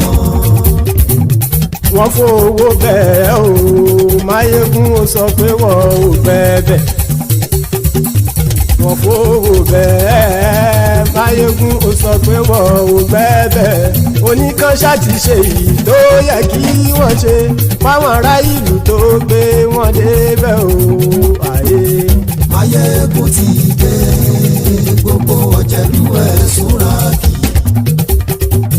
Máyégún ti dé, gbogbo ọ̀jẹ̀lú ẹ̀ súnra kì. Ṣùgbọ́n ní bá ti ṣe yìí tó yẹ kí wọ́n ṣe, ọmọ bá dẹ́rọ̀ ò ní fi wọ́n níran. Kì máa yí ṣe eré, ọ̀rọ̀ yìí kì í ṣe ẹ̀fẹ̀. Kì máa yí ṣe eré, ọ̀rọ̀ yìí kì í ṣe ẹ̀fẹ̀. Ẹni bá ti lè lẹ́bọ̀ lẹ́rù o, ọmọ bá dèrò kàṣàyè tú wọn síta. Máyégún ti dé, gbogbo ọ̀jẹ̀lú ẹ̀ súnra kì. Máyégún ti dé, gbogbo ọ̀jẹ̀lú ẹ̀ súnra kì. Ṣùgbọ́n ní bá ti ṣe yìí tó yẹ kí wọ́n ṣe, ọmọ bá dẹ́rọ̀ ò ní fi wọ́n níran. Tẹnitẹni ọmọ Máyégún ọ̀rẹ́ ara ìlú mọ̀mọ́ ni mo fọlọ́hún ṣọ́ ẹ̀ bá kìlẹ́bù. Lóòótọ́ olódodo ìlú ọ̀tá ìlú mọ̀mọ́ ni ìwọ ṣá máa ń ṣọ́ra kò sì mọ́ bẹ̀rù. Bọ́tà ń lè rí bóníṣègùn lé káwọn mọ̀mọ́ fi ṣera wọn ni ó ti dẹrùn tí wọn ò gbọ́dọ̀ sì mọ́ bẹ̀. Èèpo ọ̀bọ lọmọ bá dérò tàjẹ́ ò gbọ́dọ̀ jẹ́, ó ti jọba lórí àbínú ẹni kò sì mọ́ bùyà. Àìsíwọ́lu ní ẹnìkẹ́ ìgbódì ẹyin lábàrá o, ó kó ẹni tó bá dán o àkàmù. Máyégún ti dé, gbogbo ọ̀jẹ̀lú ẹ̀ súnra kì. Máyégún ti dé, gbogbo ọ̀jẹ̀lú ẹ̀ súnra kì o. Ẹni bá ti ṣe yìí tó yẹ kí wọ́n ṣe, ọmọ bá dèrò ní fi wọ́n níran o. Máyégún ti dé, gbogbo ọ̀jẹ̀lú ẹ̀ súnra kì. Máyégún ti dé, gbogbo ọ̀jẹ̀lú ẹ̀ súnra kì. Ṣùgbọ́n ní bá ti ṣe yìí tó yẹ kí wọ́n ṣe, ọmọ bá dẹ́rọ̀ ò ní fi wọ́n níran.